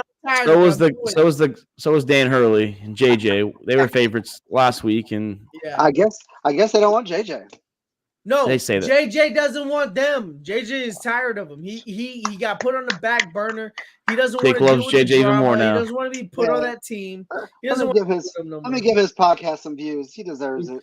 Jake's just gonna go he's just gonna click it and not even listen to it. He's just gonna let it play. And so, like, when he's going to bed, he's just gonna hit play and it'll just continue. How many episodes they get in? Well, let's be honest. Jake doesn't want to hear LeBron James, so he's definitely putting it on the back burner. He's gonna turn it on, but not. Yeah, he's not supporting LeBron. He's supporting JJ. It just happens LeBron's there. But no, great episode, boys. I know, Jake. Thanks for checking in the last few minutes. Alan, way to carry us. I mean, like I said, you know more about the basketball business than I do, but I feel like I held my own. Yeah, you did, man. You always do. You've been doing really great. You know, we talked about it earlier in the show. You've watched a lot more basketball this year than you have before, and you really put yourself in there. So you guys study it. Great job, man. You guys both better give Zion a follow. Okay, I'm not doing that. I don't know, he looks man. like he's 12. I don't have I'm not. Nah, yeah. I don't do friends, man. I don't have family. So I just can't do it. But thanks for watching, Zion. Thanks for everyone that tuned in. All 40. Appreciate it. One of you plus. I'm not sure what number we got to, but like I said, we were up there with our draft numbers. So pretty fun episode. We might go live for game 4 or game 4 for this might be the last game of the year. So I don't know if we're gonna do it yet. That's gonna be. What was that? That's Friday night. It's Friday night. It's your date night. Yeah, I know. No, we haven't been doing it though. Yeah, but it's Hey, but you somehow, know what? somehow, Don't say anything incriminating, Jake. All right, we've been saying this. Well, what's gonna happen is somehow like they haven't done it in a few weeks, and then all of a sudden, date night happens, and then the date night's gonna happen at Chick-fil-A. All right, they are open Fridays, not Sundays though. But anyways, no, great episode, Alan, Jake. Like I said, thanks for coming here. Thanks to everyone that listened tonight. I'm Mark Davis. That's Jake Winnicott. That's Alan Tomasella. Maybe we'll be back Friday night. That's gonna be a Thursday decision during the middle of the day. I'm Mark Davis. It's All About the Balls podcast. We are out. Have a good night.